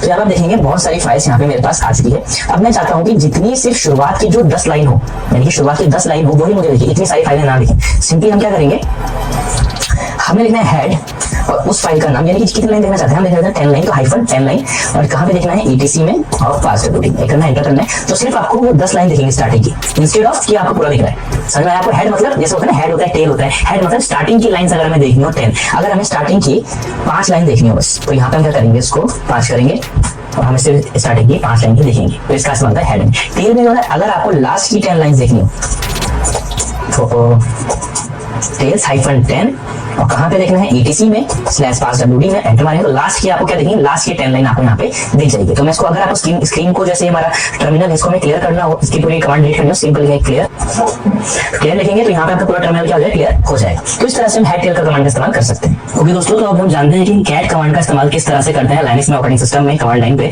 तो कैट का इस्तेमाल हम सबसे ज्यादा करते हैं फाइल को देखने के लिए। कोई भी फाइल आपने बनाई है तो उसको व्यू करना है, उसको रीड करना है कि उसके अंदर कंटेंट एक्चुअल में है क्या। कोई भी टेक्स्ट फाइल है उसको आपने देखना है कि भाई इसके अंदर लिखा क्या है, वो देखने के लिए हम कमांड में कैट का इस्तेमाल करते हैं। कैट की होती है कॉनकैटिनेट। तो चलिए देखते हैं किस तरह से कैट का इस्तेमाल हम कर सकते हैं। तो ओके दोस्तों, सबसे पहले हम यहाँ पे कोई फाइल बना लेते हैं जिसके अंदर हम कुछ डेटा डालते हैं। टच हमने फाइल बनाई यहाँ पे, ओके touch.txt। ओके, तो यहाँ पे हमने फाइल.txt बना दी है। लिस्ट करके देखते हैं ls। ओके, तो दोस्तों एक और चीज मैंने आपको स्टार्टिंग में बताई थी, कोई फाइल अगर है और आपको देखना हो कि वो फाइल का टाइप क्या है, तो किस तरह से हम सिर्फ सिंबल देख के पता लगा सकते हैं। सिंबल में ls-l करना है, लॉन्ग लिस्टिंग, और a आप इस्तेमाल करते हैं अगर आपको हिडन फाइल्स देखनी। तो l मतलब लिस्टिंग के लिए और a मतलब हिडन फाइल्स। एंटर प्रेस करेंगे तो यहाँ पे आप देखेंगे कि यहाँ पे आपको कुछ अलग अलग सा डेटा दिखाई दे रहा है। जहाँ पे आपको डॉट डॉट दिखाई दे रहा है, इसका मतलब ये है हिडन फाइल। ठीक है, और अगर आपको यहाँ पे देखें तो यहाँ पे कुछ लिखा है कि यहाँ पे देखिए, यहाँ पे हाइफन लगा है, यहाँ पे डी लगा है, यहाँ पे डी है, यहाँ पे भी डी है। इसका मतलब क्या है, डी मतलब मैंने बताया था, डी मतलब डायरेक्टरी, और हाइफन मतलब डैश मतलब होता है रेगुलर फाइल। तो आपको समझ में आया उसका क्या मतलब था, कि हाइफन मतलब था रेगुलर फाइल, डी मतलब डायरेक्टरी। इस तरह से अगर और भी चीजें होती तो यहाँ पे आपको दिखाई देता हूँ। ठीक है, तो इस तरह से आप देख सकते हैं। तो यहाँ पे जो RWXR है, ये क्या होता है, हम देखेंगे 5 रूट 4096, ये क्या है, ये टाइम क्या है। तो अभी हम आगे जानेंगे, तो अभी हम इस पे नहीं जा रहे, थोड़ा और अगर आप समझ नहीं पाएंगे। तो अभी हम जो है, अभी हम कैट देख रहे हैं, कैट का इस्तेमाल कैसे करते हैं। तो कैट हम करते हैं किसी भी फाइल को रीड करने के लिए। तो अभी हमने कोई फाइल बनाई है, फाइल.txt, अभी हमने उसको रीड करना हो तो सिंपली हमने उसका नाम लिखेंगे कैट और उस फाइल का नाम एंटर मारेंगे। तो यहाँ पे अभी कुछ शो नहीं हुआ, क्यों नहीं हुआ, क्योंकि इस फाइल के अंदर हमने कुछ लिखा ही नहीं था। ठीक है, तो अभी हमने कोई ऐसी फाइल हम इसमें देखते हैं जिसके अंदर कुछ लिखा हो। चलिए चेक करते हैं, हम यहाँ पे मास्टर नाम की फाइल है, इसके अंदर देखते हैं क्या लिखा है। तो उसके अंदर में कुछ नहीं है। ओके, तो देखते हैं किसी फाइल के अंदर कुछ होगा अगर, तो हम देखते हैं। ओके, तो इस फाइल के अंदर है rahul.txt जो फाइल थी, उसके अंदर आप देखोगे ये सब लिखा है। तो कोई भी ऐसी फाइल है जिसके अंदर कंटेंट आपको पढ़ना है क्या है, तो हम कैट का इस्तेमाल कर सकते हैं। अब जैसे कि हमने देखा था, हमने यहाँ पे फाइल देखी थी, बहुत सारी फाइल, लेकिन वो खाली पड़ी है। तो अगर आप कोई फाइल क्रिएट करनी है तो आपको पता है हम टच कमांड से कर सकते हैं। लेकिन अगर आप कैट कमांड की ही मदद से सीधा उस फाइल को रीड कर पाए, देख पाए, तो कैसे कर सकते हैं। सिंपल हमें कैट लिखना है, कैट लिखने के बाद आपने क्या करना है, ग्रेटर देन का साइन लगाना है। ग्रेटर देन का साइन लगाने के बाद जो भी कमांड आपने लिखनी है, मतलब जो भी फाइल आपको रीड करनी है उस फाइल का नाम, तो यहाँ से हम क्या कर रहे हैं, फाइल को बना रहे हैं। अब जैसे कि हमने नई फाइल बनाया तो न्यू फाइल लिखते हैं .txt। हमने क्या करा, देखिए कोई इस नाम की फाइल यहाँ पे मौजूद नहीं है, लेकिन हम क्या कर रहे हैं, कैट कमांड की मदद से ही क्या कर रहे हैं, नई फाइल बना रहे हैं। ठीक है, तो हमने एंटर करा। अब यहाँ पे हमने कुछ भी डेटा यहाँ पे क्या कर सकते हैं, लिख सकते हैं। ठीक है, अब हमने एंटर करा, Ctrl+C प्रेस करा।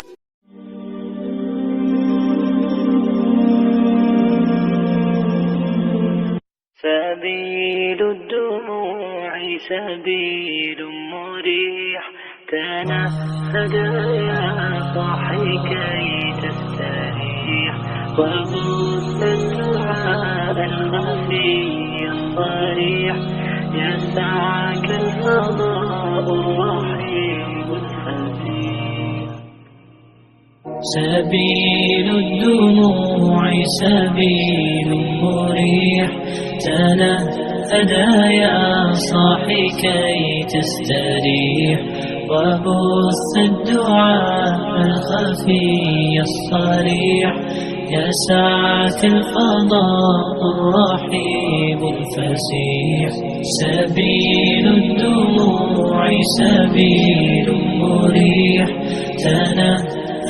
एस करा। अब अगर हम एलएस करके देखें तो यहाँ पे हमको एक नई फाइल देखने को मिल जाएगी। कहाँ गई, न्यू फाइल.txt, तो ये रही। ठीक है, तो इस तरह से हम अगर हमें पढ़ना हो इसको, कैट लिखेंगे, इसका लिखेंगे नाम, एंटर करेंगे तो भाई ये है इस फाइल के अंदर। अब यहाँ पे मैंने क्या करा था, Ctrl+C प्रेस करा तो बाहर आ गया। लेकिन हम क्या कर सकते हैं, एक और चीज का इस्तेमाल कर सकते हैं, कैट ग्रेटर देन, हमने लिखा राहुल new.txt। यहाँ पे हमने क्या करना है, ज्यादा सिंबल लगाना है और हमें लिखना है स्टॉप। अब यहाँ पे हम कुछ भी लिखेंगे जब, तो अब हमें क्या करना पड़ेगा, हमें Ctrl+C करने के बजाय हमें सिंपल यहाँ पे लिखना है स्टॉप और एंटर प्रेस करना है, तो यहाँ पे ऑटोमेटिकली यहाँ से बाहर आ जाएगा, वो Ctrl+C करने की जरूरत नहीं पड़ेगी। तो इस तरीके से बहुत इजी तरीके से हम कैट कमांड का इस्तेमाल कोई भी फाइल को पढ़ने के लिए, टेक्स्ट फाइल को पढ़ने के लिए कर सकते हैं, फाइल को क्रिएट करने के लिए पढ़ सकते हैं। इस तरह से अगर आपने कोई सिस्टम की फाइल देखनी हो, हमने लिखा कैट etc passwd, यहाँ की फाइल पढ़नी है तो सिंपल हम कैट का इस्तेमाल करके कोई भी फाइल को भी पढ़ सकते हैं। तो इसका इस्तेमाल होता है कैट का फाइल रीडिंग करने के लिए, फाइल को बनाने के लिए। देखिए बहुत इजी तरीका है कैट का। तो ये आपको समझ में आया कैट का इस्तेमाल हम कैसे करते हैं। चलिए आगे बढ़ते हैं। अब हम जानते हैं वर्किंग डायरेक्टरीज में PWD के बारे में, यानी कि प्रेजेंट वर्किंग डायरेक्टरी या प्रिंट वर्किंग डायरेक्टरी, या बोल सकते हैं CD change directory, CD tilt, CD dot जो लगाते हैं, इसका इस्तेमाल हम क्यों करते हैं, चलिए जानते हैं। अब देखिए जैसे कि आपको पता है कि हम क्या करते हैं, फाइल सिस्टम हायरार्की में मल्टीपल डायरेक्टरीज होती है ना। हमने फाइल सिस्टम हायरार्की में पढ़ा कि रूट होता है, बिन होता है, अलग SB होता है, SRB होता है, तो ये फाइल अलग अलग डायरेक्टरीज होती है। हमें अगर देखनी हो ये फाइल डायरेक्टरी होती कहाँ है, देखिए मैं आपको ग्राफिकली भी दिखा सकता हूँ और कमांड लाइन भी दिखा सकता हूँ। तो पर अभी आपको कमांड लाइन पे इतना अच्छा हाथ आपका नहीं है, तो आप यहाँ पे इतना अच्छा नहीं खेल सकते कमांड लाइन पे। तो अभी मैं आपको ग्राफिकली दिखाता हूँ। सिंपली आपने क्या करना है, फाइल पे क्लिक करना है, ओपन फोल्डर पे, यहाँ पे देखिएगा फाइल सिस्टम, यहाँ पे आप जाओगे तो यहाँ पे देखो मल्टीपल फाइल यहाँ पे आपको दिख गई। ये सब कहाँ पे है, लेकिन ये सब रूट में है, ये देखिए है ना, यहाँ पे रूट में है। तो यही चीज अगर आपको कमांड लाइन से देखना हो, सिंपल आप क्या करेंगे, कमांड लाइन पे जाने के लिए तो इसको मिनिमाइज करते हैं, आपने CD-root आ जाना है, रूट में जाना है, एंटर मारा, एलएस करेंगे, एक सेकंड, ये तो रूट में आ गए, हमें जाना है मेन रूट पे, यानी कि जो मेन एडमिनिस्ट्रेटर जहाँ से सब कमांड हायरार्की निकली है, एंटर मारा। अब अगर हम करेंगे तो यहाँ पे आपको देखने को मिलेगा कि मल्टीपल फाइल्स है। ठीक है, अब मैं यहाँ से, अब मैं तो डेस्कटॉप पे था, लेकिन मैं यहाँ पे कैसे पहुंच गया, इस रूट पे कैसे पहुंच गया। ठीक है, इससे पहले जो हमने करा था, रूट लिखा था ना, ये मैं होम डायरेक्टरी पहुंच गया था अपनी, लेकिन हमें क्या था, हमें तो मेन रूट पे जाना था, हमें होम डायरेक्टरी पे नहीं जाना था। लेकिन मैं तो यहीं से डेस्कटॉप से ही मैं होम डायरेक्टरी में भी चला गया और मैं रूट पे भी चला गया। ये कैसे हुआ, ये होता है बेसिकली डायरेक्टरी चेंज करने के। अब हम चेंज डायरेक्टरी, यानी कि जो CD कमांड हमने चलाई, ये होता है चेंज डायरेक्टरी। अभी हम कौन सी डायरेक्टरी में, PWD लिखा, हम हैं अभी रूट में हैं। ठीक है, हमें देखना हम कौन सी डायरेक्टरी में वर्क कर रहे हैं, हम रूट डायरेक्टरी में वर्क कर रहे हैं। कैसे पता करेंगे, PWD प्रिंट वर्किंग डायरेक्टरी, यानी कि अगर हमें देखना हो कि अगर हम मान लीजिए हम यहाँ पे अभी हम हैं रूट में और हम डेस्कटॉप पे हैं, हमें नहीं पता कौन सी डायरेक्टरी के अंदर है, सिंपल है प्रिंट वर्किंग डायरेक्टरी का, आप हैं रूट के अंदर डेस्कटॉप, पता चल गया ना आपको प्रिंट वर्किंग डायरेक्टरी का मतलब। और CD से हम क्या कर सकते हैं, किसी भी डायरेक्टरी के अंदर जा सकते हैं। अभी जैसे मैंने आपको ग्राफिकल करके दिखाया कि हम फाइल यहाँ पे क्लिक करा, ऊपर फोल्डर में गए, फिर हम फाइल फर्स्ट सिस्टम पे गए। ठीक है, हम यहीं से बैठे बैठे जा सकते हैं। हम सिंपल क्या करना है, CD और /, मैंने बताया था आपको ये रूट का साइन होता है, सही सारे फाइल सिस्टम यहीं से निकल रहा है। ये लगाया, एंटर मारा, एलएस करा, और अब देखिए कहाँ पे आ गए, अब आप इस फाइल के अंदर आ गए। तो हमने देखिए इसके बारे में पढ़ा था, bin, dev, home, libx32, media, OPT, root, SB, है ना, हमने पढ़ा था ना। अब आप क्या कर सकते हैं, यहीं से इसके अंदर भी जा सकते हैं। आपने क्या करना है, CD और /bin लिखना, एंटर मारा, कहाँ गया, बिन में आ गए, एलएस करा, जहाँ पे देखो इतनी सारी कमांड आ गई आपके पास, इतनी सारी फाइल्स हैं, बिन के अंदर इतनी सारी फाइल है आपकी। ठीक है ना, तो इस तरीके से आप डायरेक्टरी में मूव कर सकते हैं। तो अभी आप कहाँ पे हैं? अभी आप हैं, हमें देख रहा हूँ कहाँ पे हैं, PWD का अभी हम बिन में हैं। अब यहाँ से हमें सीधा अपनी होम डायरेक्टरी में जाना है। होम डायरेक्टरी मतलब जो रूट की होम डायरेक्टरी, यहाँ पे रूट जो भी डाउनलोड करेगा एडमिनिस्ट्रेटर है रूट, तो वो कुछ भी डाउनलोड करेगा, उसकी डॉक्यूमेंट फाइल, उसकी फोटो, उसकी वीडियोस सब कहाँ होंगी? सब रूट उसकी होम डायरेक्टरी में तो होंगी। हमें अपनी होम डायरेक्टरी में जाना, कैसे जाएंगे? CD स्पेस टिल्ड, ये साइन टिल्ड का होता है, टिल्ड लगाया और एंटर मारा। अब हम एलएस करेंगे तो कहाँ पे आ गए हम? तो होम डायरेक्टरी में आ गए हम। Desktop, document, download, music, picture, mobile, template, video सब कहाँ गए? होम डायरेक्टरी में आ गए। तो इस तरीके से हम चेंज कर सकते हैं डायरेक्टरी। ठीक है, अब इस तरह से अगर हम मान लीजिए हम रूट में हैं, उसके बाद हम आ गए डेस्कटॉप में। डेस्कटॉप में आ गए, एलएस करा तो डेस्कटॉप में ये वाली फाइल्स देखनी है हमें। हम सैंपल में चले गए, CD हमने यहाँ पे एक टाइटल बना रखी है सैंपल नाम की, इसमें चले गए। अब हमें क्या करना है? वापस से डेस्कटॉप पे जाना है। अभी हम सैंपल में ना प्रिंट वाली डायरेक्टरी करेंगे, तो वहाँ पे रूट के अंदर डेस्कटॉप है, डेस्कटॉप के अंदर सैंपल है। हमें सैंपल से एक स्टेप पीछे डेस्कटॉप पे जाना है। बहुत सिंपल है, CD लिखेंगे, स्पेस देखिए, कॉलन और एंटर। कहाँ पे आ गए हम? डेस्कटॉप में आ गए। तो देखिए इस तरह से कॉलन का इस्तेमाल करके, डबल कॉलन का इस्तेमाल करके हम क्या कर सकते हैं? एक डायरेक्टरी पीछे जा सकते हैं। अब डेस्कटॉप से पीछे रूट में आना है, कॉलन एंटर। कहाँ पे आ गए? हम आ गए यहाँ पे रूट में, रूट की होम डायरेक्टरी में। ये देखिए रूट में आ गए, बहुत सिंपल है। तो इस तरीके से डायरेक्टरी चेंज कर सकते हैं, मल्टीपल डायरेक्टरीज में जा सकते हैं। तो समझ में आपको कितना सिंपल है, बहुत इजी है लाइन्स पे काम करना। बस आपको स्टार्टिंग में आपको आपकी फंडामेंटल्स क्लियर होनी चाहिए, क्योंकि आप अभी बिगिनर हैं। कई लोग जो बिगिनर होंगे उनको हो सकता है इतना ज्यादा समझ नहीं आ रहा होगा, लेकिन अभी उनको मेन जो बेसिक चीजें वो तो समझ में आ चुकी होंगी कि टच कमांड का फाइल कैसे बनानी है, फाइल को कॉपी मूव कैसे करना है, ठीक है, डायरेक्टरी में चेंज करने कैसे करना है, तो आपको समझ में आ चुका होगा। ठीक है, तो अगर वीडियो देखते रहिए, इस वीडियो को दोबारा देखना, जब ये खत्म हो जाए दोबारा आप देखना तो और समझ में आएगा आपको। तो इस तरह से आप इसमें काम कर सकते हैं। तो चलिए बिना के जरिए आगे बढ़ते हैं। तो मैन पेजेस क्या होता है? मैन पेजेस होता है मैनुअल पेजेस। अगर आपको कोई भी कमांड है, जैसे कि मैंने आपको बताया, अभी मैंने आपको बताया ना CD से चेंज डायरेक्टरी हो जाता है, लेकिन आपको नहीं पता। अगर मैं आपको बताऊं कि भाई और मैंने मल्टीपल कमांड होते हैं, मैंने आपको बताया SSH भी होता है कुछ, ठीक है। अब आपको नहीं पता SSH क्या होता है, अगर आपको जानना हो कि इससे क्या होता है, इस कमांड से क्या होता है, उस कमांड से क्या होता है, आप क्या करेंगे? उसका मैनुअल पढ़ेंगे। आप कोई भी घर में नया सामान लाते हैं तो उसमें क्या होता है? मैनुअल मिलता है आपको। आपने नया फ्रिज लेके आए, आप AC लेके आए, उस तरह मैनुअल मिला, मतलब किस तरह से उसको यूज करना है। तो इस तरह से हम क्या करें? मैनुअल का इस्तेमाल कर सकते हैं। कैसे इस्तेमाल करेंगे? आप लिखे मैन और SSH, तो यहाँ पे उसके बारे में डिटेल में सब कुछ आपको देखने को मिल जाएगा।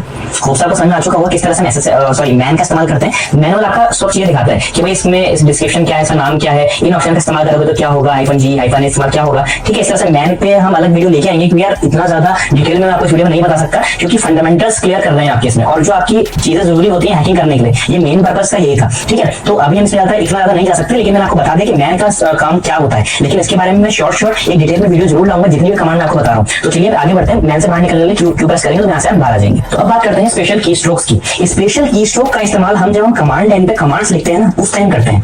कैसे करते हैं? अब पहले आप ये पढ़ लीजिए कि कंट्रोल ए से क्या होता है। कंट्रोल ए से होता है move the cursor to the beginning of the line. Cursor को लाइन के बिगिनिंग में लाने के लिए कंट्रोल ए का इस्तेमाल करते हैं। कंट्रोल बी का move the cursor backward one character, एक कैरेक्टर पीछे जाने के लिए। कंट्रोल सी का cancel the currently running command, जो कमांड रन हो रही है उसको कैंसिल करने के लिए। कंट्रोल डी का logs out of the current session, move the cursor to the end of the line, move the cursor forward one character, erase one character, paste previous line. इस तरह से मल्टीपल की stroke का इस्तेमाल कर सकते हैं। पर करते कैसे? चलिए देखते हैं।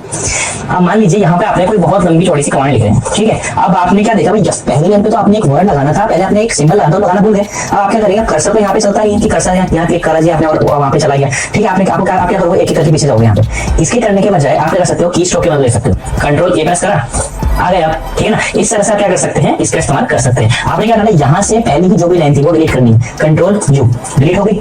अब आप यहाँ पे आपको एक स्टेप पीछे जाना है, कंट्रोल बी, ठीक है। कंट्रोल ई से आगे आ गया, कंट्रोल ए से कंट्रोल ई से आगे चला गया, पूरी लाइन डिलीट करनी हो, कंट्रोल यू, ठीक है। इस तरह से आप मल्टीपल की स्ट्रोक का इस्तेमाल कर सकते हैं अपने काम को इजी बनाने के लिए। तो ये आपको समझ में आ चुका होगा। तो फ्रेंड्स इसका आप स्क्रीनशॉट ले लेना कि किस तरह से हम इसका इस्तेमाल करते हैं की स्ट्रोक का। तो अभी हम आगे बढ़ते हैं और जानते हैं कंट्रोल ऑपरेटर्स के बारे में। कंट्रोल ऑपरेटर का काम क्या होता है? With the help of control operators you can put more than one command in the command line, it helps in performing control function. जैसे कि आपको डेफिनेशन पढ़ के समझ में आ चुका होगा कि कंट्रोल ऑपरेटर का इस्तेमाल हम करते हैं एक से ज्यादा कमांड को ऑपरेट करने के लिए एक ही लाइन में। एक से ज्यादा कमांड आपको चलानी हो एक ही लाइन में, तो हम कंट्रोल ऑपरेटर का इस्तेमाल करते हैं। सबसे पहले हम जानेंगे सेमीकोलन के बारे में। सेमीकोलन का इस्तेमाल हम करते हैं अगर हमें एक से ज्यादा कमांड एक ही लाइन में प्रिंट करवानी हो या फिर एक ही लाइन में एग्जीक्यूट करानी हो, तो हम सेमीकोलन का इस्तेमाल करते हैं। कैसे करते हैं चलिए जानते हैं। आप सपोज करिए हम इको का इस्तेमाल करते हैं, कोई भी वर्ड है, कोई भी कुछ फाइल है, उसको आपने प्रिंट करवाना। हमने यहाँ पे कुछ भी लिखा, हमने लिखा this is masters in IT, हमने लिखा, एंटर करेंगे तो यहाँ पे हमें दिखाएगा this is masters in IT, ठीक है। अब हमने एक और चीज लिखी, this is masters in IT cyber security, हमने यहाँ पे एक और कमांड लिखी तो यहाँ पे दिखा रहा है। पर हम चाह रहे हैं ये जो दोनों आउटपुट हमें मिल रहे हैं ये एक ही लाइन में मिले, अलग अलग लाइन में ना मिले। हम क्या करेंगे? सिंपली हम यहाँ पे सिक्योरिटी लिखा है, हम क्या करेंगे? सेमीकोलन लगाएंगे और यहाँ पे मैं जो भी प्रिंट करवाना, हमने लिखना है राहुल एंटर मारा। अब यहाँ पे क्या हो देखिए, दो अलग अलग नाम लगाने, लाइन ना लाने के बजाय क्या हो गया, एक ही लाइन में आया। तो इसलिए हम इसका इस्तेमाल करते हैं कि दो जो भी एक से ज्यादा आउटपुट हो हमारे, वो एक ही बार में शो हो। ठीक है, अलग अलग कमांड को एक ही बार में शो करने का इस्तेमाल करते हैं इसका। ओके, तो होप आपको समझ में आ गया होगा। आगे बढ़ते हैं। एम्परसेंड और डबल एम्परसेंड का इस्तेमाल हम कब करते हैं? देखिए, एम्परसेंड का इस्तेमाल हम तब करते हैं जब हमें कोई भी कमांड रन करानी हो, लेकिन वो बैकग्राउंड में रन करानी हो। हम नहीं चाहते उस कमांड जब हम रन हो रही हो वो हमारा काम रुक जाए। काम रुक जाएगा इन द सेंस, अब देखिए कोई भी कमांड हम रन करते हैं तो उसमें क्या होता है, वो कमांड हमारा फोरग्राउंड में रन होती है, उसमें फिर हम दूसरी कमांड रन नहीं कर सकते उस टाइम पे, है ना। उस शेल पे, उस टर्मिनल पे अगर हम कोई कमांड रन कर रहे हैं एक टाइम पे तो एक ही कमांड रन होगी ना। ठीक है, लेकिन एम्परसेंड लगाने के बाद अगर आप कोई भी कमांड चला रहे हैं तो उसमें अगर आप लास्ट में एम्परसेंड लगा दें इस तरीके से, जैसे यहाँ पे स्लिप की कमांड चलाई, लास्ट में एम्परसेंड लगा दिया, तो यहाँ पे क्या होगा, ये जो कमांड होगी ये बैकग्राउंड में चली जाएगी और यहाँ पे आपको एक नया प्रॉम्प्ट मिल जाएगा अपनी कमांड को, नई कमांड लिखने के लिए। यानी कि कमांड तो चलेगी लेकिन कहां चलेगी, बैकग्राउंड में चली जाएगी। तो एम्परसेंड का इस्तेमाल हम इस तरीके से करते हैं। दूसरा है डबल एम्परसेंड। डबल एम्परसेंड का इस्तेमाल करते हैं अगर हमें चेक करना हो जो कमांड हम एग्जीक्यूट कर रहे हैं वो सही में लिख रहे हैं कि नहीं लिख रहे हैं, तो हम डबल एम्परसेंड का इस्तेमाल करते हैं। अब मैं आपको एग्जांपल से समझाता हूं। अब जैसे आपने यहाँ पे इको लिखा था ना, आपने यहाँ पे इको लिखा था, आपको यहाँ पे दिख गया, लेकिन अगर आपने कोई बहुत लंबा प्रोग्राम लिखा और वहां पे आप चाह रहे हैं कि मेरे से कोई गलती ना हो, तो आप डबल एम्परसेंड का इस्तेमाल कर सकते हैं। अब मान लीजिए यहाँ पे आपने क्या करा, यहाँ पे आपने डबल एम्परसेंड लगाया, यहाँ पे डबल एम्परसेंड लगाते हैं साइन, और यहाँ पे आपने इको की स्पेलिंग गलत कर दी, एंटर मारा, तो यहाँ पे लिखा डैश कमांड नॉट फाउंड। तो क्या होगा, लेकिन देखिए यहाँ तो गलत थी लेकिन यहाँ तो स्पेलिंग सही थी। तो डबल एम्परसेंड का इस्तेमाल हम करते हैं तो जो पहली वाली कमांड होती है अगर वो अनसक्सेसफुल होती है तो पूरी की पूरी जो कमांड होती है आपको उसको डिनाई कर देता है। तो ये होता है डबल एम्परसेंड का रूल। अब आगे बढ़ते हैं पाउंड साइन। पाउंड साइन का इस्तेमाल हम करते हैं कमेंट करने में। कमेंट मतलब जब हम शेल स्क्रिप्टिंग करते हैं, हम अगर कोई प्रोग्राम लिख रहे हैं तो उसमें हम ऊपर कमेंट लिख देते हैं ना। हम प्रोग्रामर जैसे हम कोई प्रोग्राम कर रहे हैं तो उसमें क्या करते हैं, ऊपर कमेंट लिख देते हैं कि भाई ये प्रोग्राम किस चीज के लिए है, लेकिन उस कमेंट का जो प्रभाव होता है, उस कमेंट का जो इंपैक्ट होता है वो आपकी बाकी जो प्रोग्राम होता है उस पर नहीं पड़ता। यानी कि जो शेल होता है उसको इग्नोर कर दे उस कमेंट को। नर्शल में बात करूं तो अगर पाउंड साइन का इस्तेमाल हम करते हैं तो कोई कमांड अगर आप लिख रहे हैं, कोई स्क्रिप्ट अगर बना रहे हैं, तो पाउंड साइन आपने हैश लगाया और उसके आगे कोई आपने लिख दिया कि ये कमांड किस चीज के लिए है और आपने क्या करा, उसको सेव कर दिया। जब आप उस कमांड को एग्जीक्यूट करोगे तो जो शेल होगा, यानी कि जो शेल मैं समझाया क्या होता है, तो जो शेल होगा वो जो हैश लिखा होगा ना उसको इग्नोर करेगा और बाकी कमांड को रीड कर लेगा। तो पाउंड साइन का इस्तेमाल हम इसलिए करते हैं कमेंट लिखने के लिए। अब पाउंड साइन का इस्तेमाल हम शेल स्क्रिप्ट में कैसे करते हैं ये हम थोड़ी देर में जानेंगे। ठीक है, तो अभी हम जान रहे हैं हिस्ट्री। हिस्ट्री कमांड का इस्तेमाल हम करते हैं कि अगर हमें देखना हो कि हम कितनी कमांड रन कर चुके हैं अपने सिस्टम पे, तो हम हिस्ट्री कमांड के द्वारा देख सकते हैं। कैसे देखते हैं, सिंपली आपको अपनी मशीन पे जाना है, यहाँ पे लिखना है हिस्ट्री, एंटर मारना है। तो जितनी भी कमांड आपने अभी तक एग्जीक्यूट करी होंगी वो सारी कमांड आप यहाँ पे क्या करेगा, वो शो कर देगा। तो ये होता है हिस्ट्री कमांड। होप सो आपको समझ में आया होगा। आगे बढ़ते हैं आईओ रीडायरेक्शन, यानी input output redirection. This feature of the command line enables to redirect the input और output of commands from and और टू फाइल्स। एक कमांड का इनपुट किसी दूसरी कमांड का आउटपुट बनाने के लिए हम किसका इस्तेमाल करते हैं, रीडायरेक्शन का इस्तेमाल करते हैं। अब जैसे यहाँ पे अपेंड का साइन आ रहा है, use append to append output to a file. अब जैसे एग्जांपल में दिख रहा है आपको, हमने इको करा इट इज कोल्ड टुडे। अब इको क्या करता है, इट इज कोल्ड टुडे को यहाँ पे मैं स्क्रीन पे प्रिंट करके दिखा देगा, लेकिन हम चाह रहे हैं जो इको हमने इस कमांड को करा है ये winter.txt फाइल में क्या हो जाए, एग्जीक्यूट हो जाए, इसलिए हम अपेंड का इस्तेमाल करते हैं। अब इसको हम जब आप प्रैक्टिकल में समझाऊंगा आपको तो आपको और अच्छे समझ में आएगा। चलिए देखते हैं। अब जैसे ही हमने क्या करा था ना, हमने यहाँ पे एक इको कमांड का इस्तेमाल करा था। ठीक है, हमने यहाँ पे जैसे हमने एंटर मारा तो यहाँ पे एक स्क्रीन पे दिख रहा था, लेकिन हम चाह रहे हैं जो ये स्क्रीन पे ये दिख रहा है ना, ये हमें स्क्रीन पे ना दिखे, इसका जो आउटपुट हो वो कहाँ हो, एक फाइल में जाके स्टोर हो जाए जो कि डेस्कटॉप पे हो। अब हम क्या करते हैं, इको हमने ऐसे नॉर्मली फाइल लिखी थी, क्या क्या करा हमने, इसमें एम्परसेंड का साइन लगाया, सॉरी इसमें हमने क्या करा, ग्रेटर देन का साइन लगाया, कहां पे आके सेव हो जाए, ये सेव हो जाए डेस्कटॉप पे एक इको नाम की फाइल में। हमने पाथ दे दिया उसका रूट डेस्कटॉप और इको नाम की फाइल होगी इसके अंदर, एंटर। अब अगर हमें देखना हो कि हुआ नहीं हुआ, चलते हैं डेस्कटॉप पे, सीडी चेंज डायरेक्टरी, रूट के अंदर होता है डेस्कटॉप, एलएस करा। अब यहाँ पे देखिए, ये देखिए आ गया इको नाम की फाइल। हमें रीड करनी हो किसका, कैट का इस्तेमाल करें, कैट इको। देखिए कितना इजी है। किसी भी चीज का इनपुट जब हम उस किसी दूसरी चीज में आउटपुट करते हैं तो हम किसका इस्तेमाल करते हैं, हम इसका इस्तेमाल करते हैं। होप सो समझ में आ गया होगा। अब दोस्तों डबल ग्रेटर देन का साइन का भी इस्तेमाल होता है इसमें। डबल ग्रेटर देन का साइन का इस्तेमाल कब होता है, अब देखिए अगर अभी क्या होगा, इको मैंने करा ना, अब जैसे अभी मैंने ये echo this is masters and cyber security इसमें चला गया। अब अगर मैं दोबारा से कोई इको करता हूँ और सेम फाइल में आउटपुट ले जाता हूँ तो ये वाला जो फाइल है क्या उसको ओवरराइट कर देगा। चलिए मैं दिखाता हूँ आपको करके। अब यहाँ पे जैसे मैंने करा साइबर सिक्योरिटी की जगह मैंने क्या करा, ओके तो मैं ऐसे वापस चलता हूँ। अब मैंने यहाँ पे पूरा डिलीट कर देता हूँ उसको, इको दिस इज IT लिखता हूँ, दिस इज IT। और कहाँ पे जाना है, ये सेव करना है मुझे रूट पे और डेस्कटॉप पे और इको नाम की फाइल के अंदर, एंटर करा। तो चलिए कैट करा। अब हमें क्या करना है, अगर हमें देखना हो सिंपल कैट करते हैं, कैट ETC सॉरी कैट इसका नाम क्या है, इको। तो यहाँ पे देखिए दिस इज IT लिख दिया। अब इसने क्या करा, इसको रिप्लेस करा, पर हमें ऐसा नहीं चाहिए कि जो आउटपुट है वो पहले वाले को रिप्लेस कर दे। अब उसके लिए हम क्या करेंगे, हम इस्तेमाल करते हैं डबल ग्रेटर देन का साइन। क्या करेंगे, डबल ग्रेटर देन का साइन। उसके बाद अगर हम यहाँ पे कुछ भी लिखेंगे, हमने यहाँ पे लिख दिया दिस इज IT और हमने कुछ भी ऐसे लिख दिया और एंटर मारेंगे। अब हम अगर कैट करके देखते हैं कैट ई को, तो यहाँ पे आप देखोगे ये तो आया, साथ में ये भी आया। ठीक है, अगर हमें अपनी फाइल को ओवरराइट होने से बचाना है तो हम डबल ग्रेटर देन का साइन इस्तेमाल करने के बाद कोई भी फाइल को राइट कर सकते हैं, उसका आउटपुट रिडायरेक्ट कर सकते हैं। इसको बोलते हैं IO रिडायरेक्शन। तो होप्स आपको समझ आया होगा। अब बात करते हैं फिल्टर्स एंड पाइप्स की, फिल्टर एंड पाइप्स क्या होता है। देखिए फिल्टर जो होते हैं वो क्या होते हैं बेसिकली, when a program takes it input from another program it performs some operation on that input when and writes the result to the standard output it refers to as filter. तो जो भी प्रोग्राम एक input लेता है किसी दूसरे programme से, तो वो कुछ ऑपरेशन परफॉर्म करता है। ठीक है, और उस इनपुट को जब हम किसी दूसरे आउटपुट में एक आउटपुट, जैसे हमने अभी कहा था, हमने क्या करा, हमने कोई प्रोग्राम फॉर एग्जांपल आपने एक कमांड चलाई थी अभी इको। ठीक है, इको कमांड का इनपुट क्या होता है, उस पे प्रिंट कराना। पर हम क्या चाह रहे हैं कि जो इको कमांड हो वो कहां पे प्रिंट कराए, वो उस टेक्स्ट फाइल में चली जाए। हमने क्या करा, उसको रिडायरेक्ट कर दिया। तो फिल्टर भी कुछ उस तरीके से ही है। फिल्टर का इस्तेमाल क्या करते हैं, फिल्टर का इस्तेमाल हम करते हैं किसी भी एक कमांड का इनपुट जब हम किसी दूसरी कमांड का आउटपुट बनाते हैं, उसको कहलाते हैं फिल्टर। और पाइप्स का इस्तेमाल कब करते हैं, जब हम दो कमांड को मिक्स करते हैं, दो कमांड को जब एक साथ दो कमांड को लिंक करते हैं, उसको पाइप कमांड बोलते हैं। ठीक है, अब अभी आपको नहीं समझ में आया तो अब आपको क्लियर समझ में आएगा।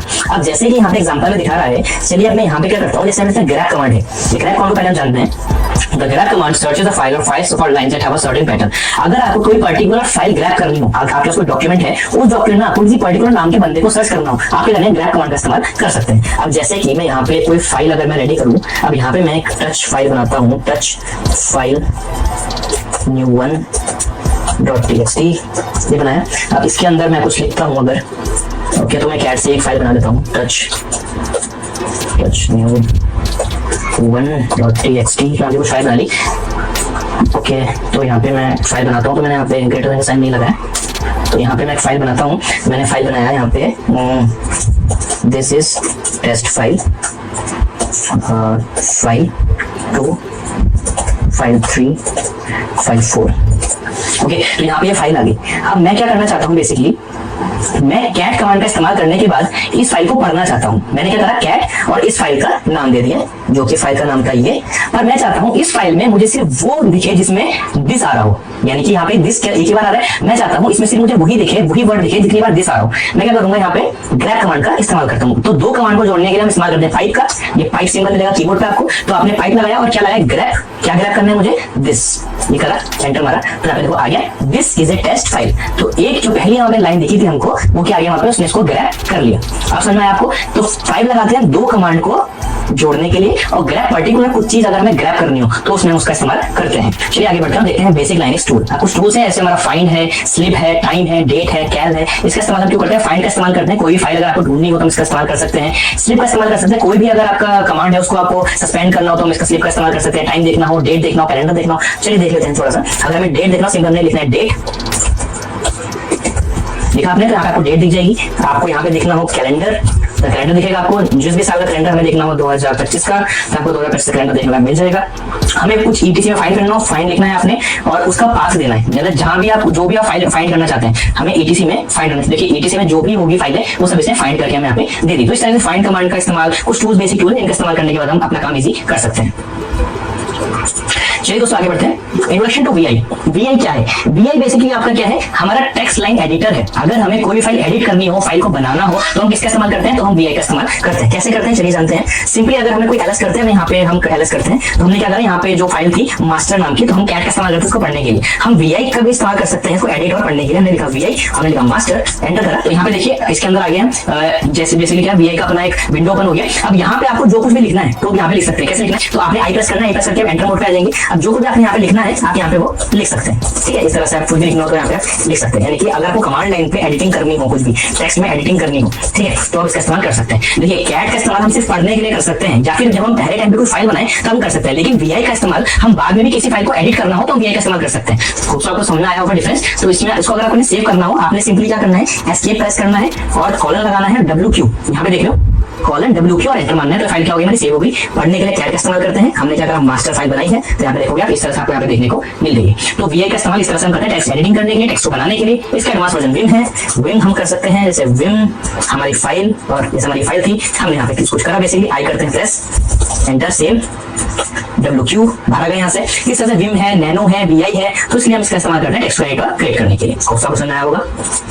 चलिए आगे बढ़ते हैं, प्रोसेस मैनेजमेंट पे आते हैं। देखिए प्रोसेस मैनेजमेंट क्या होता है। प्रोसेस मैनेजमेंट मतलब होता है, प्रोसेस क्या होता है पहले देखिए। प्रोसेस होता है मतलब जब कोई भी प्रोग्राम रन करते हैं हम, वो उसका एक अपना प्रोसेस चलता है। अब आप एसएसएस रन कर रहे हैं, आप एफटीपी रन कर रहे हैं, आपने एचटीटीपी रन करा, आपने एक अगर वेब सर्वर बनाया तो उसके अलग अलग प्रोसेस बन रहे हैं ना, तो इसको बोलते हैं प्रोसेसेस। ठीक है, उसको मैनेज करना, यानी कि कोई प्रोसेस अगर बन रहा है तो उसको किस तरह से मैनेज करते हैं, उसको किल कैसे करते हैं, उसको सस्पेंड कैसे करते हैं, उसको स्टॉप कैसे करते हैं, ये सब इसमें हम जानेंगे। So whenever you issue command in Unix it creates a start और न्यू प्रोसेस। क्या बोलते हैं, जब भी आप कमांड लाइन पे कोई जब भी आप लाइन पे काम करते हैं और आपने कोई भी कमांड लिखते हैं तो वो क्या करता है, प्रोसेस को स्टार्ट करता है। When you tried out this command to list the directory content, you started a process. आपने ls करा कोई डायरेक्टरी देखने के लिए, तब आपका प्रोसेस स्टार्ट हुआ। अब process in simple terms is instead of running program, कोई भी प्रोग्राम रन हो रहा है उसको हम प्रोसेस कह सकते हैं। Starting a process, when you start a process run a command, there are two ways you can run it. कोई भी प्रोग्राम जब स्टार्ट होता है दो तरीके से रन हो सकता है, पहला होता है फोरग्राउंड प्रोसेस और दूसरा होता है बैकग्राउंड प्रोसेस। फोरग्राउंड प्रोसेस जो हमारे सामने रन हो रहा होता है, और बैकग्राउंड प्रोसेस जैसे हमने देखा, हमने स्लीप कमांड जो हमने देखी थी, इसमें हमने क्या करा था, स्लीप देखा था, स्लीप जो कमांड ने चलाई वो बैकग्राउंड में रन हो रहा था, लेकिन जो फोरग्राउंड हुआ वो जो हमारे सामने रन हो रहा है, एलएस करा हमारे सामने रन हो गया। ठीक है, बट बैकग्राउंड में प्रोसेस वो रन हुआ जिसके अंदर स्लीप कमांड चलाया, वो रन तो हो रहा है लेकिन बैकग्राउंड में रन हो रहा है, वो हमें फोरग्राउंड में नहीं दिख रहा है। जैसे हमारे डेमोन प्रोसेस होते हैं, एक डेमोन प्रोसेस वो प्रोसेस होता है जो बैकग्राउंड में चलते रहते हैं, उनको डेमोन प्रोसेस बोलते हैं। ठीक है, उसको हम स्टॉप भी कर सकते हैं, लेकिन वो प्रोसेस मेनली इसी को बोलते हैं, डेमोस को, जो कि बैकग्राउंड में रन होते रहते हैं। थोड़ा सा वो समझाओगे फोरग्राउंड प्रोसेस और बैकग्राउंड प्रोसेस में क्या डिफरेंस है। प्रोसेस मैनेजमेंट किस तरह से आप देखेंगे प्रोसेस को, जो कौन कौन से प्रोसेस चल रहे हैं तो किस तरह उसको देख सकते हैं। अब यहाँ पे टर्म आई है पीआईडी, पीआईडी मतलब प्रोसेस आईडी। ठीक है, पीए और पीपीआईडी इनकी पेरेंट प्रोसेस आईडी। तो पेरेंट आईडी, जो पेरेंट प्रोसेस आईडी मतलब वो होता है, यानी कि उस प्रोसेस जिस प्रोसेस से मल्टीपल प्रोसेस निकले वो क्या है, प्रोसेस पेरेंट प्रोसेस आईडी। को समझ आ चुका होगा। देखते हैं किस तरह से हम प्रोसेस देख सकते हैं कमांड लाइन पे। सिंपली आपने क्या करना है, यहाँ पे लिखना है पीएस, और यहाँ पे देखोगे जो जो प्रोसेस चल रहे हैं वो यहाँ पे आपको देखने को मिल जाएंगे। कोई भी प्रोसेस आपको बंद करना होगा, सिंपली आपने क्या करना है, किल और उस प्रोसेस की आईडी, यानी कि 3422। फॉर एग्जांपल पीएस का प्रोसेस चल रहा था, आपने लिखना है किल और उसकी प्रोसेस आईडी 3422, एंटर मारा तो नो सच प्रोसेस दिखा रहा है, क्योंकि बेसिकली यहाँ पे कोई ऐसा कुछ प्रोसेस खास चल नहीं रहा था। लेकिन अभी सिस्टम में कोई प्रोसेस नहीं चल रहा है, इसलिए नहीं दिखा रहा है। तो सिंपली आपने क्या करना है, किल और उस प्रोसेस का नाम। लेकिन कई प्रोग्राम ऐसे होते हैं जो कि ऑटोमेटिकली आप करेंगे या फिर आप मैनुअली इसको किल करेंगे तो वो किल नहीं होते। फोर्सफुली इनको किल करने के लिए -9 करेंगे और उस प्रोसेस आईडी का नाम लिखेंगे 3422। ठीक है, किल -9 मतलब फोर्सफुली जब उसको किल करने उसको स्टॉप करते हैं, और 3422 का है इसकी प्रोसेस आईडी और एंटर करना। ठीक है, तो इस तरह से कोई प्रोसेस आप किल कर सकते हैं। चलिए आगे बढ़ते हैं। तो ये हमने जाना कि रनिंग प्रोसेस को किस तरह से हम बेसिकली किल कर सकते हैं। मैंने बताया आपको -9 लगा के उस प्रोसेस का प्रोसेस आईडी लगा के आप उसको किल कर सकते हैं। अब बात आती है शेल स्क्रिप्टिंग की या फिर स्क्रिप्टिंग इंट्रोडक्शन की। A shell script is a computer program designed to run by Unix. The Unix shell is a file that contains aside text, data files, text file and data sets. Shell script क्या होता है? आपको shell समझ में आना क्या होता है? शेल यानी कि जो एक इंटरप्रेटर होता है हमारे बीच में और कर्नल के बीच, जो हम कमांड डाल रहे हैं उसके बीच में, और जो कर्नल उस कमांड को एग्जीक्यूट कर रहा है उसके बीच में। ठीक है, अब उस शेल पे यानी कि मल्टीपल कोड्स जब हम लिखते हैं, हमने क्या करा, एक टेक्स्ट फाइल में बहुत मल्टीपल कोड्स लिख दिया, उसकी फाइल बन गई और उस फाइल को हमने एग्जीक्यूट कर दिया, तो वो क्या कहलाती है, हमारी स्क्रिप्ट कहलाती है। स्क्रिप्ट में मल्टीपल कोड्स रहते हैं आपके, तो मल्टीपल कोड्स जहाँ पे रहते हैं, मल्टीपल कोड्स मिला के जब हम एक फाइल बनाते हैं तो उसको स्क्रिप्ट बोलते हैं। तो इसमें आपको स्क्रिप्ट क्या होता है बेसिकली, अब हम जानते हैं किस तरह से एक बेसिक स्क्रिप्ट रेडी कर सकते हैं। ठीक है, तो चलिए चलते हैं। अब हमें क्या करना है, बेसिकली बेसिक स्क्रिप्ट रेडी करने के लिए हमें यहाँ पे सबसे पहले लिखना है विन, और जो भी आपने स्क्रिप्ट लिखना है, हम जैसे मैंने आपको बताया विन का इस्तेमाल हम करते हैं कोई भी फाइल को एडिट करने के लिए, क्रिएट करने के लिए। अब यहाँ पे हम एक बेसिक स्क्रिप्ट रेडी करते हैं, लिखते हैं स्क्रिप्ट। पर आपको दोस्तों ये याद रखना पड़ेगा, स्क्रिप्ट का जो एक्सटेंशन होता है वो .sh होता है यहाँ पे। ठीक है, शेल स्क्रिप्टिंग में .sh का इस्तेमाल करते हैं हम। एंटर करेंगे तो यहाँ पे हमारा एडिटर ओपन हो गया है। सबसे पहला काम हमें करना होता है वो लगाना होता है, सॉरी आई प्रेस करता हूँ मैं यहाँ पे, तो आई प्रेस करके मैं इंसर्ट मोड पे चला गया। यहाँ पे मैं पाउंड साइन लगाऊंगा, पाउंड मतलब जो हम हैश बोलते हैं जनरली वो लगाते हैं। उसके बाद मैं लगाऊंगा नॉट। ये मैं क्या करूँ, ये मैं हेडर बना रहा हूँ। हेडर होता है सर, कोई प्रोग्राम लिखते हैं आप तो आपने एक हेडर बनाते हैं, तो यहाँ पे मैं क्या करूँगा, हेडर बना रहा हूँ। ठीक है, मैंने यहाँ पे क्या करा, पाउंड और नॉट लगाया, और उसके बाद मैं क्या करूँगा, जो हमारा शेल है उसका पाथ दूंगा, तो /bin और इसका बाय डिफॉल्ट पाथ क्या होता है, bin bash।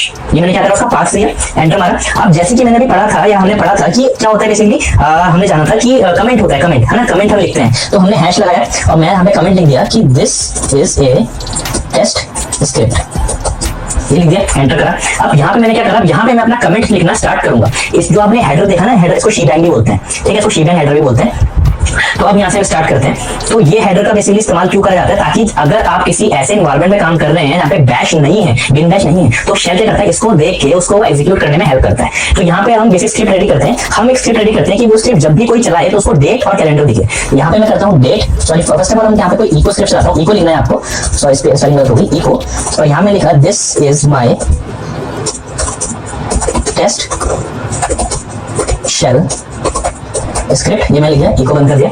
यानी कि जब भी कमांड एग्जीक्यूट होगी सबसे पहले क्या दिखेगा उसको, this is my test shell script. उसके बाद यहाँ पे उसको मैं चाहता हूँ डेट दिखे, उसके बाद कैलेंडर दिखे उसको 2020 का। ये करा आपने सिंपल ये मैंने स्क्रिप्ट रेडी कर दी है, एस्केप दबाया, कॉलन WQ एंटर। अब अगर मैं चेक करूं तो यहाँ पे आपको देखने को मिलेगा script.sh नाम से, ये script.sh नाम से क्या होगा, स्क्रिप्ट रेडी हो गई है। इसको एग्जीक्यूट अगर करानी हो आपको, अब अगर ये स्क्रिप्ट किसी भी सिस्टम पे अगर आप पेस्ट करेंगे तो एग्जीक्यूट करानी हो या फिर अपने सिस्टम में एग्जीक्यूट करानी हो, आपने लिखना है sh और उस स्क्रिप्ट का नाम sh script.sh। जैसे आप इसको एंटर करेंगे तो देखिए यहाँ पे ये आपकी स्क्रिप्ट इस तरह से चलेगी। तो सबसे पहले अगर मैं थोड़ा सा इसको स्क्रॉल करता हूँ तो यहाँ पे देखिए सबसे पहले जैसे हमने देखा, हमने एसएच करा तो सबसे पहले हमारा इको, तो हमने इको कमांड लगा था this is my test shell script, और यहाँ पे दिखा रहे हो कैलेंडर, डेट दिखाया उसने, देखो डेट टाइम दिखाया कैलेंडर। तो इस तरह से आप कोई भी स्क्रिप्ट बना के अपने किसी भी सिस्टम में उसको एग्जीक्यूट कर सकते हैं। मैंने बहुत बेसिक चीज बताई, लेकिन वायरसेस भी, जो हैकर्स होते हैं वो वायरसेस भी इस तरह से बनाते हैं, वो शेल में स्क्रिप्टिंग करते हैं और वो जैसे ही आप स्क्रिप्ट उसको ओपन करते हैं आपके सिस्टम में ऑटोमेटिकली वायरस आ जाता है। तो ये मैंने बहुत बेसिक बताया वो किस तरह से स्क्रिप्टिंग करी जाती है। तो होप्स आपको समझ में आया होगा।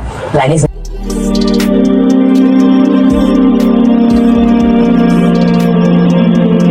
سبيل الدموع سبيل مريح تنهد يا صاحي كي تستريح وغص الدعاء الخفي الصريح يسعك الفضاء الرحيم الفسيح سبيل الدموع سبيل مريح تنهدى يا صاحي كي تستريح وبث الدعاء الخفي الصريح يسعك الفضل। और ग्रुप मैनेजमेंट कैसे करते हैं इसमें हम जानेंगे, यूजर्स के बारे में, ग्रुप्स के बारे में, कैसे उनको मैनेज करते हैं। ओवरऑल बहुत ज्यादा इंटरेस्टिंग कॉन्सेप्ट है यूजर और ग्रुप मैनेजमेंट का। तो चलिए स्टार्ट करते हैं। हम स्टार्ट करते हैं कितने टाइप्स होते हैं अकाउंट्स के। अब जनरली आपको अकाउंट तो पता ही है, कोई भी यूजर अगर होगा, यूजर मतलब वो पर्सन जो बेसिकली ऑपरेटिंग सिस्टम को यूज कर रहा है, उसको हम यूजर बोलते हैं। अब 3 टाइप के उसके अकाउंट बनते हैं। पहला होता है रूट अकाउंट। रूट अकाउंट वो अकाउंट होता है जिसके पास पूरी प्रिविलेज होती है, पूरी पावर होती है ऑपरेटिंग सिस्टम में चेंज करने की।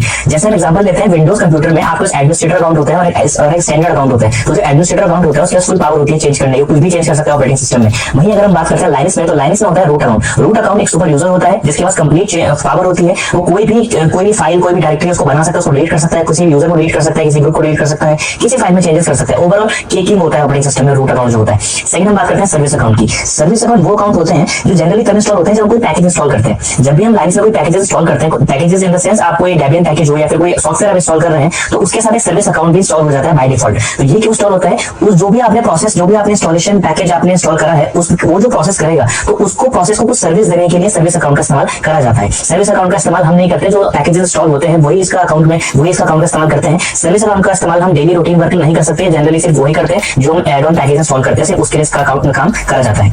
दूसरा आता है यूजर अकाउंट। यूजर अकाउंट वो अकाउंट होते हैं जो नॉर्मल यूजर्स वाले अकाउंट होते हैं, जैसे हमारे स्टैंडर्ड यूजर है जिनके पास कंप्लीट प्रिविलेजेस नहीं होता, बट उनके पास कुछ राइट्स होते हैं, जैसे कि वो नॉर्मली फाइल बना सकते हैं, कोई फाइल डिलीट कर सकते हैं अगर उन्हें परमिशन है तो। जैसे विंडोज में स्टैंडर्ड यूजर होता है, इस तरह से यहाँ पे यूजर अकाउंट होते हैं जिनके पास कंप्लीट परमिशन तो नहीं होती, लेकिन कुछ परमिशन होती है अपना काम करने के लिए। तो ये 3 अकाउंट होते हैं। रूट अकाउंट जिसके पास पूरी परमिशन होती है, सर्विस अकाउंट जो इंस्टॉलेशन पैकेजेस के दौरान इंस्टॉल होते हैं और उन पैकेजेस को सर्विसेज देने का काम करते हैं ताकि वो इजीली जो प्रोसेस है वो इजीली उनका प्रोसेस वो चल पाए और उनके फंक्शन इजीली एग्जीक्यूट हो पाए, इसलिए हम सर्विस अकाउंट का इस्तेमाल करते हैं। तीसरा user account. User account normal account होते हैं, हमारे स्टैंडर्ड अकाउंट होते हैं बेसिक फंक्शनलिटी के लिए। एक और कॉन्सेप्ट आता है लाइनक्स में कि यहाँ पे ग्रुप अकाउंट बनते हैं। अब ग्रुप अकाउंट के अंदर सेंस यहाँ पे ग्रुप्स का एक सिनेरियो आता है। ग्रुप्स का मेरे कहने का मतलब है जैसे कि यहाँ पे क्या होता है, मल्टीपल ग्रुप्स बना दिए जाते हैं। मल्टीपल ग्रुप्स का फायदा क्या होता है, अब फॉर एग्जांपल आपके अकाउंट में 10 यूजर है और 10 यूजर को आप चाहते हैं जो पहले 5 यूजर हो उनको एग्जीक्यूटेबल परमिशन हो, यानी कि वो कोई भी फाइल को एग्जीक्यूट कर पाए, उनके पास राइटेबल परमिशन हो, वो किसी भी फाइल को राइट कर पाए, रीड कर पाए, एग्जीक्यूट कर पाए। और जो बाकी के 5 यानी कि 6 से लेकर 10 तक के जो यूजर है उनको आप चाहते हैं उनके पास रीड की परमिशन हो, वो कोई भी फाइल सिर्फ पढ़ पाए, उनको ना ही डिलीट कर पाए और ना ही कोई फाइल एग्जीक्यूट कर पाए। तो हम क्या करेंगे, 2 ग्रुप बनाएंगे। पहले ग्रुप में हम उन लोगों को रखेंगे जो जिनके पास सारी परमिशन है और दूसरे ग्रुप में हम उनको रखेंगे जिनके पास कोई परमिशन नहीं है। तो यहाँ पे क्या हुआ, हमें पर्टिकुलर हर एक यूजर में परमिशन लगाने के बजाय हमने सिर्फ ग्रुप में परमिशन लगा दी और उस ग्रुप के अंदर जितने ही मेंबर हैं सबके ऊपर परमिशन ऑटोमेटिकली अप्लाई होगी। तो ये फायदा होता है ग्रुप अकाउंट का। तो होप सो यू अंडरस्टैंड। अब आगे बढ़ते हैं। यहाँ पे बेसिकली 4 तरीके के यहाँ पे क्या होते हैं, डायरेक्टरीज होती हैं यूजर्स एंड ग्रुप्स की। तो हम उसके बारे में पढ़ते हैं। सबसे पहले डायरेक्टरी होती है ETC में /etc हमने पढ़ी थी, यहाँ पे कॉन्फ़िगरेशन फाइल होती है हमारी। तो /etc में passwd। अब जो /etc में passwd जो डायरेक्टरी होती है इसके अंदर हमारी सारी यूजर की इन्फॉर्मेशन होती है। जितने भी यूजर हम बनाते हैं अपने ऑपरेटिंग सिस्टम में उन सबकी इन्फॉर्मेशन रहती है कि कौन सा यूजर है, वो यूजर का बेसिकली कब हमने बनाया है, किसने उसको बनाया है, डेट क्या है, उन सबकी इन्फॉर्मेशन रहती है passwd में। दूसरी डायरेक्टरी होती है /etc/shadow में। इसमें हमारे यूजर की पासवर्ड की इन्फॉर्मेशन रहती है, यानी कि जो भी हम पासवर्ड असाइन करते करते हैं वो इंक्रिप्टेड फॉर्म में रहता है, तो वो इंक्रिप्टेड फॉर्म का जो पासवर्ड होता है वो रहता है शैडो फाइल में।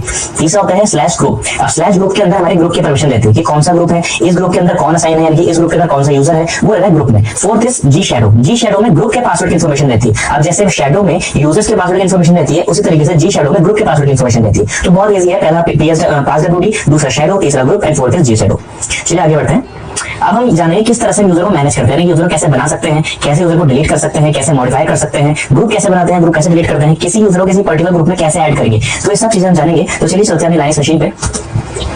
अब देखिए यहाँ पे हमें सबसे पहले जानना है कि जहां पे हमारी पास डब्ल्यूडी हमने बात करी, हमारे पास डब्ल्यूडी में हमारी यूजर की इन्फॉर्मेशन रहती है, फिर हमने बात करें शैडो में हमारे पासवर्ड की इन्फॉर्मेशन रहती है, फिर हमने जाना कि ग्रुप की इन्फॉर्मेशन ग्रुप में रहती है, जी शैडो में ग्रुप के पासवर्ड की इन्फॉर्मेशन रहती है। लेकिन वो फाइल एक्चुअल में हम कैसे देख सकते हैं, पहले वो देख लेते हैं। तो फाइल हमें करने के लिए, देखने के लिए हम चलाएंगे कैट लिखेंगे और /etc में होता है पास डब्ल्यूडी, ये होता है। अब देखिए यहाँ पे हमारे बहुत सारी इन्फॉर्मेशन आ गई यहाँ पे, ठीक है, बहुत सारी इन्फॉर्मेशन आ गई। लेकिन हमने स्टार्टिंग में पढ़ा था जब हम पाइप का यूज करते हैं। अब देखिए इतनी सारी इन्फॉर्मेशन आ गई है, बस आपको इतनी सारी इन्फॉर्मेशन की जरूरत तो नहीं है। हमें क्या करना है, हमें सिर्फ हम पाइप का इस्तेमाल करने के बाद हम सिंपली इतनी सारी इन्फॉर्मेशन नहीं हमें चाहिए, हम क्या करें, सिर्फ जो हमें लाइन चाहिए हम उसको देख सकते हैं। हमने क्या करा, सिंपल कमांड थी, हमने यहाँ पे लगाया पाइप, हम स्टार्टिंग के ऊपर की जो लाइन्स है उनको देखना चाहते हैं। हमने लिखा हेड -n, कितने नंबर लाइन देखना चाहते हैं, हम एक लाइन देखना चाहते हैं या दो, जितनी आप देखना चाहते हैं, और एंटर करेंगे। तो देखिए स्टार्टिंग की दो लाइन हमें यहाँ पे दिख गई, इंस्टेड ऑफ पूरा पेज आ रहा है। तो यहाँ पे हमें एक और चीज हमने सीख ली कि बेसिकली जैसे हमने स्टार्टिंग में हमने बात करी थी एंड की, या फिर हम पाइप बोलते हैं इसको, तो हमने पाइप लाके क्या करा, दो कमांड एक साथ चला दी, ठीक है। तो चलिए हम देखते हैं अभी। तो यहाँ पे हमें देखना है पास डब्ल्यूडी के अंदर ये एक रूट की इन्फॉर्मेशन है, ठीक है। अब यहाँ पे ये क्या है, रूट है, फिर कॉलन है x कॉलन 00 कॉलन रूट। इसका मतलब क्या है, देखिए सबसे पहले जो रूट दिखाई दे रहा है इसका मतलब क्या है, ये हमारा यूजर नेम है। जो यहाँ पे रूट है ये क्या है हमारा, ये हमारा है यूजर नेम। जो भी मतलब यूजर नेम होगा हमारा वो यहाँ पे दिखेगा। अब जैसे जो हमारा हमने कोई दूसरा अकाउंट बनाया, हमने यहाँ पे राहुल नाम से अकाउंट बनाया, तो यहाँ पे क्या दिखेगा, राहुल दिखेगा, ठीक है, इंस्टेड ऑफ रूट। दूसरा है यहाँ पे एक्स। अब एक्स मतलब क्या होता है, एक्स मतलब होता है इसका जो पासवर्ड है वो कौन मैनेज कर रहा है, वो शैडो मैनेज कर रहा है, ठीक है। शैडो यानी कि जहाँ पे इंक्रिप्टेड पासवर्ड रहता है, तो पासवर्ड क्या है, यहाँ पे इंक्रिप्टेड पासवर्ड है, एक्स मतलब इंक्रिप्टेड पासवर्ड है। उसके बाद आता है जीरो। जीरो मतलब होता है यूआईडी। अब कोई भी यूजर अगर होता है तो उनकी एक यूजर आईडी होती है। ये भी आपको लाइन से ध्यान रखना है कि कोई भी यूजर होगा तो उसकी प्रॉपर एक यूजर आईडी होगी, कोई भी ग्रुप होगा तो उसकी प्रॉपर जी आईडी होगी, नहीं ग्रुप आईडी होगी, ठीक है। तो पहली जो फील्ड है ये बताता है कि इसकी यूजर आईडी क्या है, 0 है। बाय डिफॉल्ट जो रूट की यूआईडी रहती है वो क्या रहती है, 0 रहती है। ये हमेशा ध्यान रखना कि बाय डिफॉल्ट रूट की जो यूआईडी और जी आईडी रहती है, यानी जो यूजर आईडी रहती है, जो ग्रुप आईडी रहती है, हमेशा 0 रहती है। तो यहाँ पे यूजर आईडी क्या है 0 और ग्रुप आईडी क्या है 0, ठीक है। अब यहाँ पे दिखा रहा है कमेंट मतलब दिखा रहा है कि रूट है। यहाँ पे जब हम यूजर बनाएंगे अभी तो हम जानेंगे कमेंट मतलब क्या होता है। बेसिकली कमेंट हम इसलिए ऐड करते हैं, जनरली अगर कोई सिस्टम एडमिन है उसको पता लग सके जो रूट अकाउंट है वो किसका है या फिर कहाँ पे असाइन हो रखा है, तो अपनी तरफ से आप कुछ भी कमेंट लिख सकते हैं। तो यहाँ पे कमेंट में क्या है, रूट है, तो ऑब्वियसली बात है रूट लिखा होगा। यहाँ पे जो स्लैश रूट ये क्या है, होम डायरेक्टरी। जैसा हमने पढ़ा था ना, हमारी होम डायरेक्टरी होती है, तो रूट की होम डायरेक्टरी कहाँ पे होती है, रूट की रूट नहीं होती है। और बाकी यूजर्स की कहाँ पे होती है होम डायरेक्टरी, जो स्टैंडर्ड यूजर होता है उनकी होती है होम में। तो ये रूट है तो इसकी होम डायरेक्टरी कहाँ पे है, रूट में ही है। स्लैश बिन स्लैश बैश क्या है, इसका शेल का पाथ है यहाँ पे, स्लैश बिन स्लैश बैश। तो आपको समझ में आया कि पास डब्ल्यूडी में कितने, ये देखिए यहाँ पे भी दिख रहा है राहुल नाम से, ठीक है। तो यहाँ पे जो दिख रहा है आपको राहुल नाम से अकाउंट, इसका मतलब जो यहाँ पे है पास डब्ल्यूडी में एक राहुल नाम का अकाउंट भी है, जिसमें क्या है एक्स मतलब इंक्रिप्टेड पासवर्ड है। इसकी यूआईडी क्या है 1000, इसकी ग्रुप आईडी क्या है 1000, इसकी होम डायरेक्टरी कहाँ पे है, स्लैश होम में इसकी होम डायरेक्टरी है। अब देखिए यहाँ पे डबल कॉलन है, यहाँ भी कॉलन है, यहाँ भी कॉलन है, लेकिन यहाँ पे नहीं था। क्यों, क्योंकि यहाँ पे हमने कमेंट ऐड कर रखा था रूट। अब यहाँ पे हमने कोई कमेंट ऐड नहीं करा, यहाँ पे क्या दिखा रहा है आपको, डबल कॉलन दिखा रहा है। तो कमेंट कैसे ऐड करते हैं ये भी अभी हम देखेंगे। और यहाँ पे दिखा रहा है स्लैश और स्लैश आउट, उसकी होम डायरेक्टरी है बिन और एसएच। बिन एसएच क्या है, इसकी शेल का पाथ है, यानी कि यहाँ पे इसका शेल डिसाइड करता है। लेकिन यहाँ पे क्या है बिन बैश। तो शेल को कैसे चेंज कर सकते हैं हम, और अपना जो होम डायरेक्टरी उसको कैसे चेंज कर सकते हैं ये भी हम जानेंगे। लेकिन उससे पहले जो फाइल्स मैंने आपको बताई थी उसको हम देख लेते हैं, उनका मतलब क्या उसमें। तो अब हम जानते हैं, हमने पास डब्ल्यूडी समझ लिया, पास डब्ल्यूडी में सारे यूजर्स की इन्फॉर्मेशन रहती है। अब देखिए यहाँ पे जो आपको दिख रहा है ना, ये Kingfisher, system D, colour D, ये अलग दिख रहा है। तो जो हमने बात करी सर्विस अकाउंट की, तो ये हमारे क्या है, हमारे सर्विस अकाउंट है। ये डेबियन एसएलएमपी, ठीक है ना, पोस्टग्रेस, उस तरह से यहाँ पे यूयूआईडीडी, एनटीपी, ये सब क्या हमारे सर्विस अकाउंट है। और ये क्या है हमारे, ये हमारे स्टैंडर्ड अकाउंट है। और ऊपर जो सबसे हमारा ये वाला रूट, ये क्या हमारा, ये हमारा एडमिनिस्ट्रेटर, यानी कि इसके पास सारी पावर्स है। तो यहाँ पे हमने जान लिया पास डब्ल्यूडी कमांड के बारे में। अब हम जानते हैं दूसरा हमारा था शैडो, कैट etc शैडो लिखेंगे। तो यहाँ पे क्या आ गया, हमारा शैडो आ गया। इसमें भी हम पाइप का इस्तेमाल करते हैं, हमें स्टार्टिंग की लाइन देखनी है, तो -n स्टार्टिंग की दो लाइन देखी हमें। देखिए यहाँ पे आपको दिख रहा है इसकी पासवर्ड की इन्फॉर्मेशन। तो यहाँ पे रूट मतलब क्या है, इसका यूजर अकाउंट का नाम है रूट। और देखिए यहाँ पे इंटरेस्टिंग है, जो भी रूट का पासवर्ड होगा वो है इंक्रिप्टेड फॉर्म में, वो क्या हो रखा है यहाँ पे इंक्रिप्टेड फॉर्म में ट्रांसलेट हो रखा है। देखिए इतना बड़ा पासवर्ड जो दिख रहा है ना आपको यहाँ तक, ये 0 से पहले यहाँ तक, ये क्या है आपका पासवर्ड है। ये पूरा आपका क्या पासवर्ड है जो कि इंक्रिप्टेड हो रखा है। अब आपको पता लगाना हो ये कौन सा एल्गोरिथम लगा के इंक्रिप्ट हुआ है, कौन सा एल्गोरिथम लगाया इंक्रिप्शन में। तो पता कैसे लगा सकते हैं हम, पता इस तरह से लगा सकते हैं, जो स्टार्टिंग में आपको देखना अपने स्टार्टिंग में $6 लिखा है ना यहाँ पे, तो स्टार्टिंग का आपको फ्रेज देखना है, जो स्टार्टिंग की इसमें डिजिट है, यानी कि अगर कहीं भी पासवर्ड में $6 लगेगा, इसका मतलब ये SHA-512 इंक्रिप्शन का इस्तेमाल कर रहे हैं। SHA-512 क्या होता है, एल्गोरिथम होता है, उसमें क्या होता है, पासवर्ड को इंक्रिप्ट कर देते हैं। इंक्रिप्ट करने का मतलब होता है कोई ऐसी फॉर्म में चेंज कर देते हैं जो नॉर्मल यूजर या फिर कोई नॉर्मल पर्सन उसको पढ़ नहीं सकता कि पासवर्ड क्या है। अब क्या आप इसको पढ़ सकते हैं, यहाँ पे क्या पासवर्ड लगा है, हम नहीं पढ़ सकते इसमें क्या पासवर्ड है, तो यहाँ पे क्या लगा है, SHA-512 सॉरी, ठीक है, SHA-512 यहाँ पे क्या इंक्रिप्शन का इस्तेमाल करा गया है। इसी तरीके से अगर कहीं पे $1 का साइन डॉलर हो $1, तो वहां पे किसका इस्तेमाल होता है, वहां पे MD5 का इस्तेमाल होता है, मैसेज डाइजेस्ट 5। अलग अलग हमारे क्या होते हैं, क्रिप्टोग्राफी में अलग अलग होते हैं हमारे एल्गोरिथम, जैसे SHA है हमारा, MD5 है, ब्लूफिश है, इस तरह SHA-256 है, तो वो हम इंक्रिप्शन में पढ़ेंगे। बट अभी हमें इतना जानिए कि यहाँ पे इंक्रिप्शन का इस्तेमाल हो रहा है जिसका नाम है SHA-512। इस तरह से अगर कहीं पे आपका $2 का साइन आता है, यानी कि $2, तो वहां पे किसका इस्तेमाल होता है, वहां पे ब्लूफिश का इस्तेमाल होता है। कहीं पे $5 आएगा, इसका वहां पे SHA-256 का इस्तेमाल होता है। तो इस तरह से आप पता लगा सकते हैं कौन सा इंक्रिप्शन मेथड यहाँ पे यूज करा गया है। तो ये आपको समझना है। उस तरह से लास्ट में अगर हम देखें, यहाँ पे तो देखिए हमारा पासवर्ड खत्म होता है, लेकिन यहाँ पे कॉलन और जीरो भी है।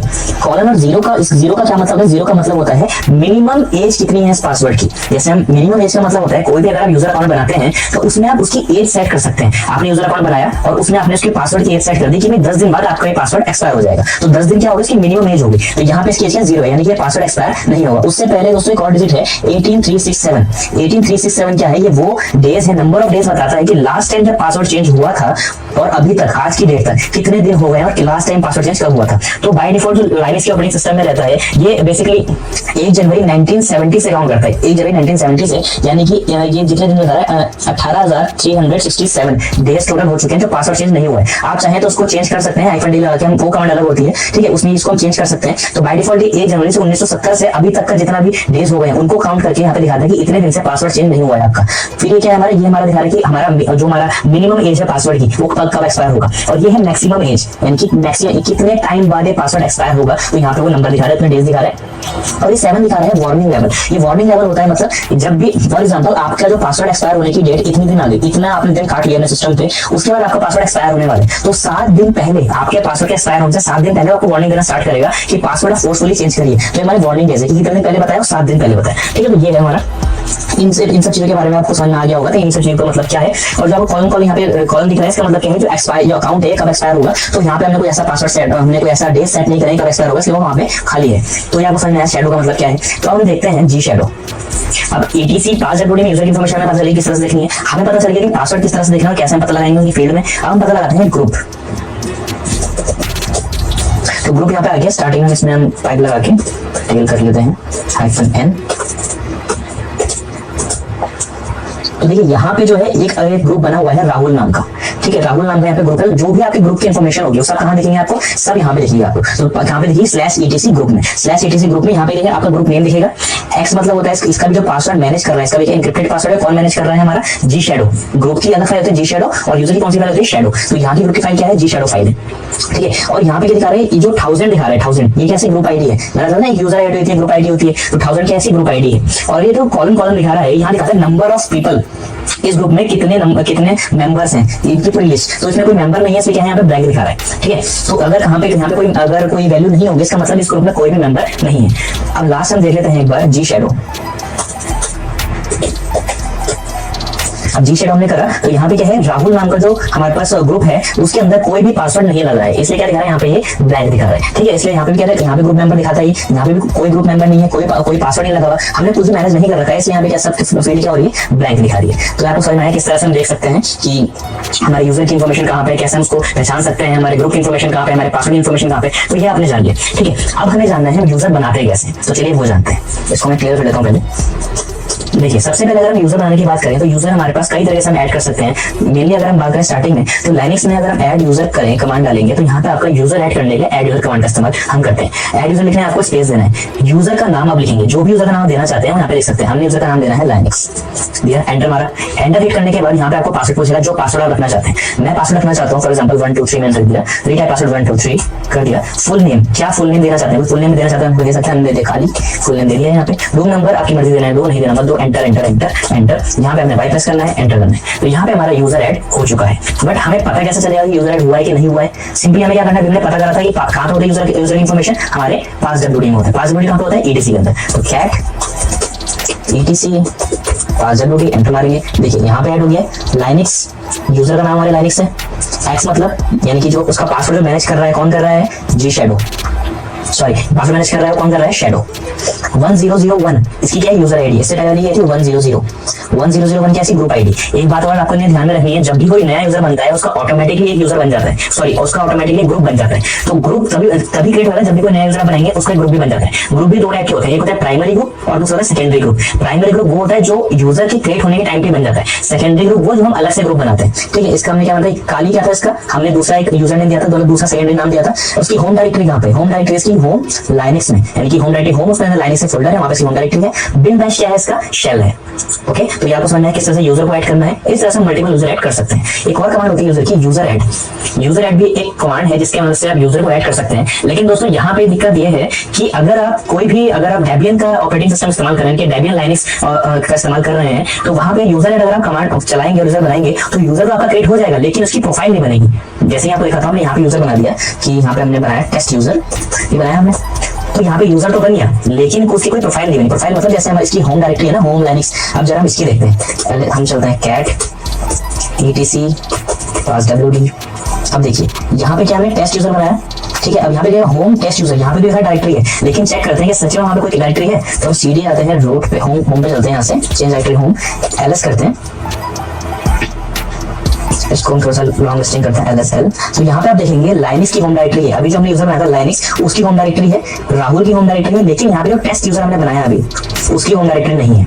तो इस कमांड से आपका यूजर तो बन जाएगा लेकिन उसकी होम डायरेक्टरी नहीं बनेगी। तो इसका भी हम पैरामीटर्स का इस्तेमाल करने के बाद इसमें भी होम डायरेक्ट्री बना सकते हैं। कैसे बनाएंगे इसमें होम डायरेक्टरी, आपने लिखना है यूजर ऐड, और हम बनाना चाहते हैं कोई नया यूजर, हमने लिखा कमल। यूजर ऐड हमने यूजर का नाम लिख दिया, सॉरी यूजर ऐड, हमें लिखना है यूजर ऐड। यूजर को ऐड करने के लिए यूजर ऐड कमांड -c का इस्तेमाल हम क्यों करते हैं, अगर आपने कोई कमेंट ऐड करना है। अब जैसे हमें बताना है जो ये यूजर है ये है टेस्टिंग पर्पस के लिए, टेस्टिंग के लिए यूजर है, ठीक है। हमने इसमें कमेंट ऐड कर दिया कि टेस्टिंग पर्पस के लिए। -m का हम इस्तेमाल करते हैं डायरेक्टरी बनाने के लिए, -m और d। -m अगर डायरेक्टरी बनाने के लिए, d मतलब इसकी डायरेक्टरी कहाँ पे आपको स्टोर करनी है, हमें करनी है होम में, और इसको हमें करनी है कमल नाम से। ओके, तो यहाँ पे आ गया। अब अगर आप इसका यूजर बनाएंगे तो इसकी क्या है, इसकी डायरेक्टरी बन जाएगी। पर यहाँ पे एक ट्विस्ट और है कि यहाँ पे जब भी आपने यहाँ पे देखा होगा टेस्ट यूजर हमने क्रिएट कर रहे हैं, तो इसका जो डिफॉल्ट शेल है कहाँ पे जा रहा है, बिन एसएस में जा रहा है। अब हमें क्या करना है, हम इसका शेल भी चेंज करना है कि जो इसका शेल हो वो बिन बैश में जाए। तो शेल कैसे चेंज करना है, -s/bin एंड बैश। तो शेल कहाँ पे होना चाहिए, बिन बैश में। अब अगर यहाँ पे आपको इसमें पासवर्ड भी लगाना हो तो कैसा लगाएंगे, -p से पासवर्ड हम लगा सकते हैं, जो भी पासवर्ड को लगाना हो। हमने पासवर्ड लगाना है 1 2 3 4 5 और क्या करना है, आपने एंटर प्रेस करना है। ओके, तो यहाँ पे कोई मिस्टेक हुई है तभी यहाँ पे एक एरर आया है, यूजर नहीं बना है। ओके, हमने यहाँ पे यूजर का नाम नहीं दिया, जो हम भूल गए, तो यहाँ पे यूजर का नाम भी तो देना है, ठीक है। यूजर ऐड -c मतलब कोई आपने कमेंट ऐड करा, -m मतलब कोई डायरेक्टरी, इसकी डायरेक्टरी हमने बताया, लेकिन कहाँ डायरेक्टरी बनेगी, होम में बनेगी कमल नाम से। s मतलब इसका शेल कहाँ पे होगा, p मतलब पासवर्ड और कौन सा यूजर है, यूजर का नाम, और एंटर करेंगे तो यहाँ पे हमारा यूजर बन चुका है। देखने के लिए चलते हैं कैट में, cat/etc/passwd। अब अगर आप यहाँ पे देखोगे कमल नाम का एक यूजर बन गया है, एक्स जो दिखा रहे हैं बेसिकली, इसका पासवर्ड 1003 यानी कि इसकी यूजर आईडी, इसकी ग्रुप आईडी, टेस्टिंग हमने क्या दिया था, इसको कमेंट दिया था, होम कमल में इसका क्या यूजर डायरेक्टरी बन गई है, बिन बैच में इसका शेल हो गया। हमें अगर क्रॉस चेक कर लेते हैं तो यहाँ पे आप देखोगे कमल नाम का यूजर बन गया है, ठीक है। तो इस तरह से आप कुछ पैरामीटर्स का इस्तेमाल करके ऐड यूजर से बना सकते हैं, और यूजर ऐसे बनाना हो तो वहां से भी आप बना सकते हैं। तो अब हम बात करते हैं, अगर आपको कोई यूजर डिलीट करना हो, जैसे हमने कमल बना दिया और हमें इस कमल यूजर को डिलीट करना हो, तो हमें क्या करना पड़ेगा, सिंपल कमांड है, हमें लिखना है यूजर डेल और उस यूजर का नाम। हमने कमल लिखा और यहाँ पे जो अगर हम आप देखें तो यहाँ पे जो कमल था वो दिखाई दे रहा है। ट्विस्ट क्या है, यूजर तो डिलीट हो गया होगा लेकिन इसकी डायरेक्टरी दिखाई दे रही है। चलिए देख लेते हैं, कैट में चलते हैं /etc/passwd। अब यहाँ पे देखो, यहाँ तो कमल कोई नहीं दिखाई दे रहा है, या तो लाइनिक्स है, टेस्ट यूजर है, राहुल है, कमल तो नहीं है, लेकिन यहाँ तो हमें कमल दिखाई दे रहा है। ये तो ये क्यों हुआ, अगर आप सिर्फ यूजर डेल से और कमल लिखेंगे तो उसका जो अकाउंट होगा वो तो डिलीट हो जाएगा, लेकिन जो उसकी प्रोफाइल होगी, उसकी जो होम डायरेक्टरी होगी वो डिलीट नहीं होती। तो उसको करने के लिए हमें क्या करना पड़ता है, यूजर -rf का इस्तेमाल, रिकर्सिवली और फोर्सफुली, यूजर डेल -rf और लिखें कमल, तब लिखेंगे अगर आप। और अभी हम देखते हैं, ओके, तो यहाँ पे तो अभी डायरेक्टरी बच गई, तो हम इसको डायरेक्टरी की कमांड से डायरेक्टली हम इसको डिलीट कर सकते हैं, rm-rf कमल। तो यहाँ पे अगर हम देखें अब तो यहाँ पे हट चुका है। अब यूजर डेल हाइफन RF कमल जो हमने कमांड लिखा था, इससे क्यों नहीं हटा था? क्योंकि ये यूजर एग्जिस्ट ही नहीं कर रहा है, ये तो सिर्फ इसकी डायरेक्टरी रहेगी, यूजर तो पहले डिलीट हो चुका है। तो अब अगर हमें ये लाइनक्स नाम के यूजर को डिलीट करना परमानेंटली, ठीक है, हम क्या कमांड्स लाएंगे? यूजर डेल हाइफन RF और इसका नाम लाइनक्स और एंटर। ओके, अब अगर हम देखें यहाँ पे, तो यहाँ पे आपको यूजर नहीं देखने को मिलेगा, ठीक है। तो ये आपको समझ में आया। तो इस तरह से हम राहुल को डिलीट करते हैं। चलिए इसको रहने देते हैं, अभी आगे प्रैक्टिकल में इस्तेमाल होगा। तो अभी हम कैट करके देख लेते हैं यूजर सारे डिलीट हो चुके हैं या नहीं हुए हैं। तो यहाँ पे देखिए हो चुके हैं, तो टेस्ट यूजर करके इसको डिलीट कर देते हैं। यूजर डिल टेस्ट यूजर, इसको हमने डिलीट कर दिया।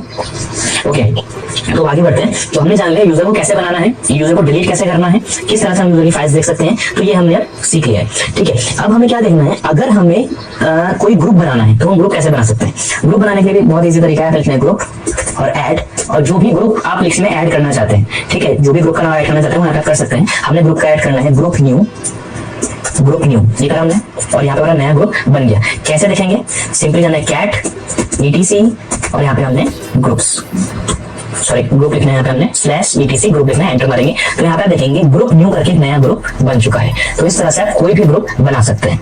तो यहाँ तक आपको समझ में आया। तो चलिए दोस्तों हम जानते हैं कोई यूजर को किसी ग्रुप में कैसे ऐड करते हैं। तो यूजर को आपने बनाना जान लिया कि यूजर कैसे बनाते हैं, ग्रुप कैसे बनाते हैं, लेकिन किसी एक यूजर को किसी एक ग्रुप में ऐड करना है, ये हम कैसे जानते हैं? तो चलिए हम देखते हैं। तो उसके लिए हम इस्तेमाल करते हैं यूजर मोड कमांड का। किसकी? यूजर मोड कमांड का। ओके, इसका इस्तेमाल करने के बाद हम किसी भी यूजर को किसी भी ग्रुप में ऐड करा सकते हैं। तो अगर हमें जानना हो कि कोई यूजर कौन से ग्रुप में है, तो चलिए हम एक नया यूजर बनाते हैं यूजर ऐड -m।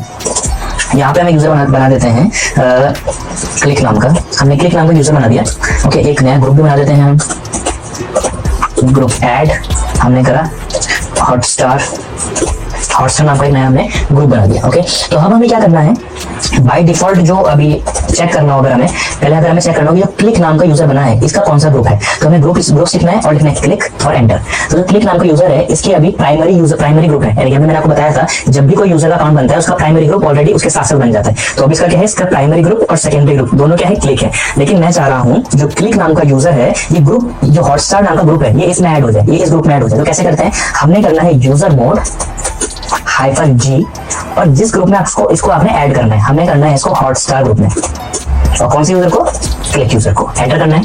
अब अगर हम चेक करके देखें, मैंने लिखा है ग्रुप्स क्लिक, और कौन से ग्रुप में ऐड हो गया है, अब ये ग्रुप में ऐड हो गया हॉटस्टार ग्रुप में। तो अब आपने जान लिया कि किस तरह से एक यूजर को दूसरे ग्रुप में ऐड कर सकते हैं। लेकिन अब हमें ट्विस्ट यहाँ है, एक ही यूजर को मल्टीपल ग्रुप में ऐड करना, वो हम कैसे करते हैं। जैसे आपकी कोई कंपनी है, अब आप अपनी कंपनी में कैसी पोस्ट पे हैं जहाँ पे आप 2 डिपार्टमेंट संभालते हैं, तो आपको दोनों डिपार्टमेंट में अपॉइंट करा जाएगा ना। इसी तरीके से आपको कोई यूजर है उसको मल्टीपल ग्रुप में डालना हो, तो उसके लिए आपने क्या करना है, पहले हम देख लेते हैं यहाँ पे कितने ग्रुप चल रहे हैं, उसके हिसाब से फिर हम आगे बढ़ते हैं। यहाँ पे ग्रुप, तो यहाँ पे कुछ ग्रुप है, ग्रुप न्यू है, स्टार्ट है, क्लिक है, हॉटस्टार है। तो हम चाह रहे हैं ये स्टार्ट में और क्लिक में भी ऐड हो जाए, स्टार्ट में और ग्रुप न्यू में भी ऐड हो जाए। हमें क्या करना है, ch मोड -G, कौन से ग्रुप में ऐड करना है, हमें करना है स्टार्ट में भी ऐड हो जाए, कॉमा हम चाह रहे हैं ग्रुप न्यू में भी ऐड हो जाए, कॉमा और इसमें किसमें ऐड हो जाए, राहुल नाम के ग्रुप में ये ऐड हो जाए। किसको ऐड करवा रहे हैं, क्लिक को। एंटर करेंगे। ओके, यहाँ पे ch मोड नहीं, सॉरी यहाँ पे एक दिक्कत होगी, यहाँ पे हमें करना है user mode, by mistake user mode लिखेंगे, एंटर करेंगे। तो अब अगर हम यहाँ पे देखेंगे जाके, तो ग्रुप्स और क्लिक, हम देखेंगे हॉटस्टार में भी ऐड हो गया है, राहुल में भी ऐड हो गया है, और स्टार्ट में भी ऐड हो गया है, और ग्रुप में भी ऐड हो गया है। जहाँ पे एक दिक्कत हुई थी, मैंने cs मोड लिख दिया था। cs मोड इस्तेमाल में लाया जाता है फाइल परमिशंस को चेंज करने के लिए, जो अभी थोड़ी देर में हम पढ़ने वाले हैं फाइल परमिशंस, तो उसमें हम cs मोड का इस्तेमाल करेंगे। तो cs मोड और यूजर मोड में थोड़ा सा इसमें क्या हो गया, थोड़ी सी मिस्टेक हो गई थी। तो आपने क्या करना है, यूजर मोड लिखना है -G, मल्टीपल ग्रुप्स में ऐड हो रहे हैं तो -G स्टार्ट, कौन से ग्रुप, मतलब यहाँ पे आपने एक ग्रुप का नाम ये था, एक ग्रुप का नाम ये था, एक ग्रुप का नाम ये था, और किसको ऐड करा रहे हैं उसका लास्ट में नाम लिखना है और एंटर प्रेस करना है। तो इस तरीके से आप किसी भी यूजर को मॉडिफाई कर सकते हैं, आप किसी भी ग्रुप को मॉडिफाई कर सकते हैं, ठीक है। तो ये आपको समझ में आ गया।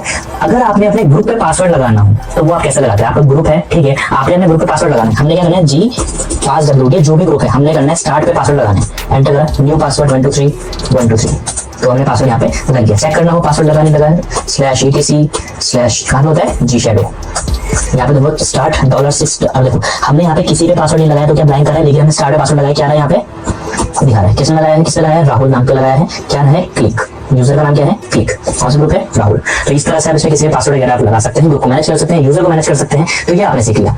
अब हम जानेंगे फाइल परमिशंस के बारे में। चलिए दोस्तों, अब हम जानते हैं लाइनक्स में फाइल परमिशन किस तरह से डिवाइड करी गई है। तो फाइल परमिशन, जैसे आपने सुना कि फाइल परमिशन मतलब होता है कोई भी फाइल है तो उसको एक्सेस करने के लिए कुछ परमिशंस होती है, यानी कि कौन सा यूजर उसको एक्सेस कर पाएगा, कौन से यूजर उसको एक्सेस नहीं कर पाएगा, या फिर कौन से यूजर के पास उसको एक्सेस करने की परमिशन है, कौन से यूजर के पास उसको रीड करने की परमिशन है, कौन से यूजर के पास उसमें राइट करने की परमिशन है। कोई भी फाइल है उसके आप चाहते हैं कि हर कोई इसको रीड कर पाए, हर कोई इसको राइट कर पाए, हर कोई इसको एग्जीक्यूट कर पाए, ऐसा नहीं होता। इसलिए हम हर एक यूजर के हिसाब से फाइल को डिवाइड कर देते हैं, यानी कि ये यूजर इसमें से राइट कर सकता है, ये यूजर इसमें से रीड कर सकता है, और ये यूजर अगर एग्जीक्यूटेबल फाइल है तो उसको एग्जीक्यूट कर सकता है। तो हम जानते हैं कि लाइनक्स फाइल सिस्टम में कि फाइल परमिशन को किस तरह से डिवाइड करा गया है। लाइनक्स में 3 टाइप की जो फाइल परमिशन है, पहला है रीड, दूसरी है राइट और तीसरा है एग्जीक्यूट। रीड मतलब जो से रीड कर सकता है, राइट मतलब जो से राइट कर सकता है, और एक्स मतलब एग्जीक्यूट कर सकता है। जिसके पास तीनों परमिशन होती हैं वो क्या कर सकता है, वो किसी फाइल को रीड, राइट, एग्जीक्यूट कर सकता है। ओके, ये आपको समझ में आया।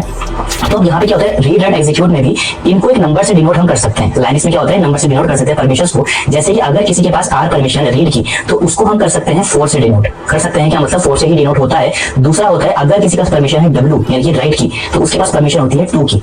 जिसके पास परमिशन है एग्जीक्यूट की, तो उसको हम डिनोट कर सकते हैं 1 से। तो 4, 2 और 1 इक्वल्स टू 7।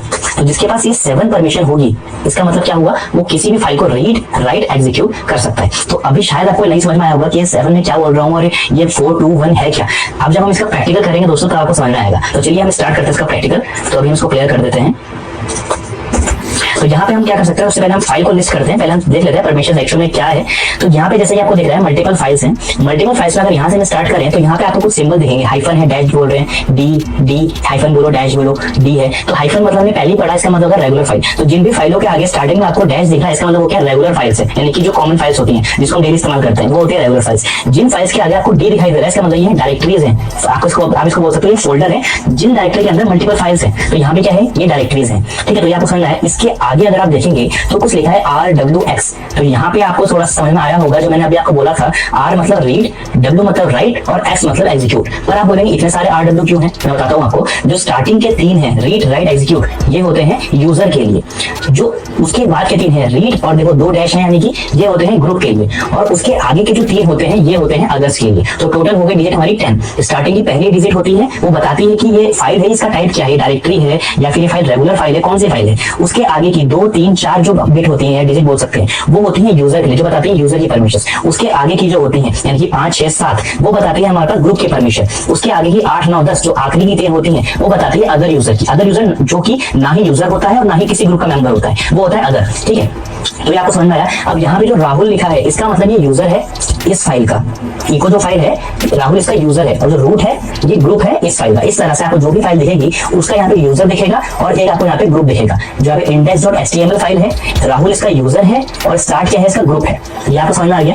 अब हम जानते हैं अगर कोई भी हमारी फाइल है, फॉर एग्जांपल हमारी राहुल new.txt फाइल है, इसका हम ओनर जो है, यूजर जो है वो चेंज करना चाहते हैं। हमें ओनर कौन है, रूट है, लेकिन हम चाहते हैं जो उसका ओनर हो वो हम चेंज कर दें। तो वो हम कैसे कर सकते हैं, उसके लिए बहुत इजी कमांड है। आपको लिखना है chown चेंज ओनरशिप हाइफन नहीं लगाना आपको, chown लगाएंगे आप। chown लिखने के बाद आपने क्या लिखना है, जिस भी यूजर को आप असाइन करना चाह रहे हो, हम असाइन करना चाह रहे हैं राहुल नाम का इसमें एक यूजर है, और कौन सी फाइल को आप इसमें चेंज करना चाह रहे हो, हम चाह रहे हैं rahul.txt जो एक फाइल है उसका जो यूजर है वो कौन हो जाए, चेंज हो जाए। ये है राहुल न्यू है, राहुल कोई फाइल नहीं है यहाँ पे, राहुल new.txt। ओके, तो ये जो फाइल हो गई, ये तो फाइल नाम, ये तो हमारी फाइल हो गई, यानी जिस फाइल का ओनर चेंज करना चाहते हैं, ओनर किसको रखना चाहते हैं, राहुल को। एंटर करेंगे। अब अगर हम देखेंगे ls-l करके, तो राहुल new.txt थी, अब इसका कौन हो गया, राहुल हो गया ओनर। पहले कौन था, राहुल new.txt का रूट था। तो इस तरह से किसी भी फाइल का ओनर चेंज कर सकते हैं। ओनर के साथ साथ अगर आप चाहें आप इसका ग्रुप भी चेंज कर सकते हैं। अभी ग्रुप कौन है, रूट है। ओके फ्रेंड्स, तो हम क्या करते हैं, जो राहुल 22.txt है इसका ग्रुप भी हम चेंज करते हैं। इसको किसमें कर देते हैं, हम रूट जो ग्रुप है ना, इसको हम किसी दूसरे ग्रुप में ऐड कर देते हैं। तो चलिए इसके लिए हम कमांड लगाएंगे chown कॉलन, और अब हमें क्या करना है, उस ग्रुप का नाम हम चाहते हैं ये ग्रुप न्यू नाम का जो एक ग्रुप है हमारे पास, ग्रुप न्यू नाम का, ये उसमें ऐड हो जाए। अभी किसमें, रूट में है ना, हम चाहते हैं ग्रुप न्यू वाले में ऐड हो जाए, राहुल 22.txt फाइल। तो एंटर मारेंगे।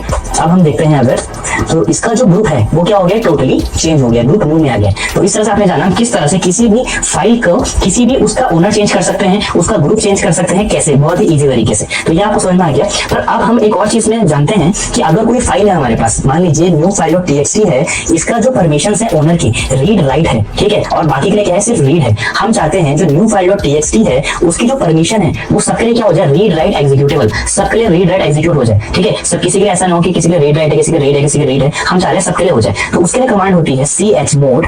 क्या कमांड है, chmod आप लिखेंगे और उसके बाद आप क्या चाह रहे हैं कि सबके लिए ही हो जाए। क्या लिखना है आपको, a equals to read write execute, ये मतलब ऑल, सबके लिए हो जाए। कौन सी फाइल के लिए बोल रहे हैं, न्यू फाइल डॉट टीएक्सटी जो फाइल है हमारी, सॉरी न्यू फाइल है उसका नाम, न्यू फाइल डॉट टीएक्सटी।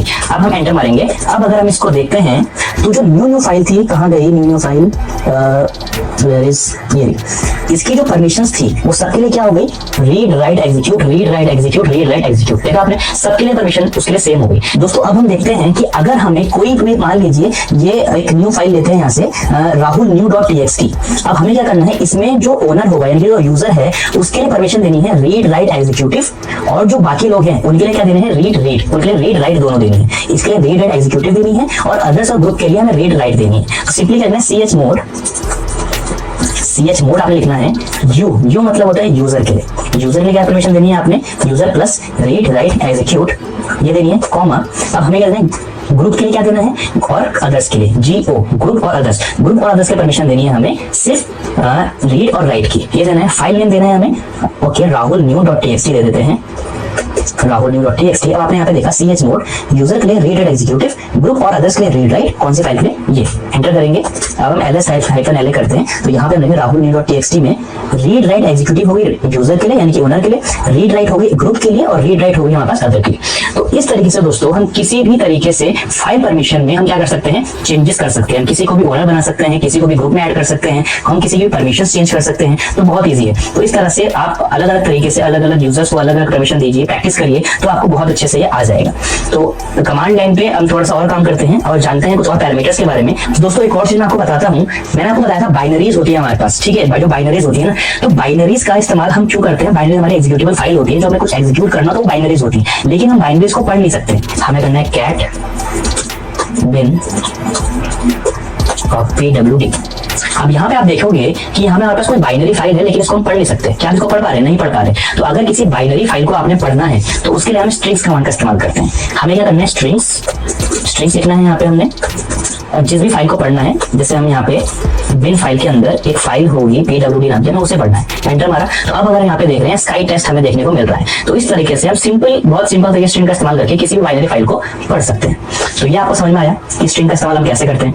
चलिए अब आगे बढ़ते हैं। तो हम जानते हैं काली लाइनक्स के कुछ टूल्स के बारे में। काली लाइनक्स के कुछ टूल्स यानी कि काली लाइनक्स के, देखिए काली लाइनक्स में वैसे तो मल्टीपल टूल्स होते हैं आपके पासवर्ड क्रैकिंग करने के लिए, सोशल इंजीनियरिंग करने के लिए, और फिर हम बात करते हैं कि अलग अलग फुटप्रिंटिंग करने के लिए, इन्फॉर्मेशन गैदर करने के लिए। तो इस वीडियो में तो आपको काली लाइनक्स में पूरा हैकिंग नहीं करके दिखाऊंगा, तो उसके लिए तो हमारे पास अलग से सीरीज चाहिए रही है, लेकिन आपको बेसिक एग्जांपल बताऊंगा किस तरह से हम काली लाइनक्स में पासवर्ड क्रैकिंग करते हैं। तो चलिए हम स्टार्ट करते हैं। तो यहाँ पे हम दोस्तों बात करने वाले हैं पासवर्ड क्रैकिंग टूल के बारे में, जिसका नाम है जॉन। जॉन द रिफर एक ऐसा पासवर्ड क्रैकिंग टूल है जो कि बेसिकली कॉम्बिनेशन, वर्ड के कॉम्बिनेशन बना के पासवर्ड को क्रैक करता है। और ये टूल हमारे जो हैश में होते हैं पासवर्ड, यानी कि जो पासवर्ड इंक्रिप्टेड रहते हैं, इसमें हैशिंग रहते हैं, इसमें हैशिंग एल्गोरिथम का इस्तेमाल करके पासवर्ड को हैशिंग कर दिया जाता है। हैश पासवर्ड्स को भी वापस से प्लेन टेक्स्ट में कन्वर्ट करने का काम इजीली कर लेता है। लेकिन इसमें कुछ दिक्कत ये है, अगर जितना ज्यादा कॉम्प्लेक्स पासवर्ड होगा उतना ज्यादा टाइम लेगा। तो अभी हम सिंपल पासवर्ड रखते हैं, एक यूजर अकाउंट बनाते हैं, उसका सिंपल सा पासवर्ड लगाते हैं और देखते हैं किस तरह से काम करता है। राइट क्लिक करके हम टर्मिनल ओपन करते हैं।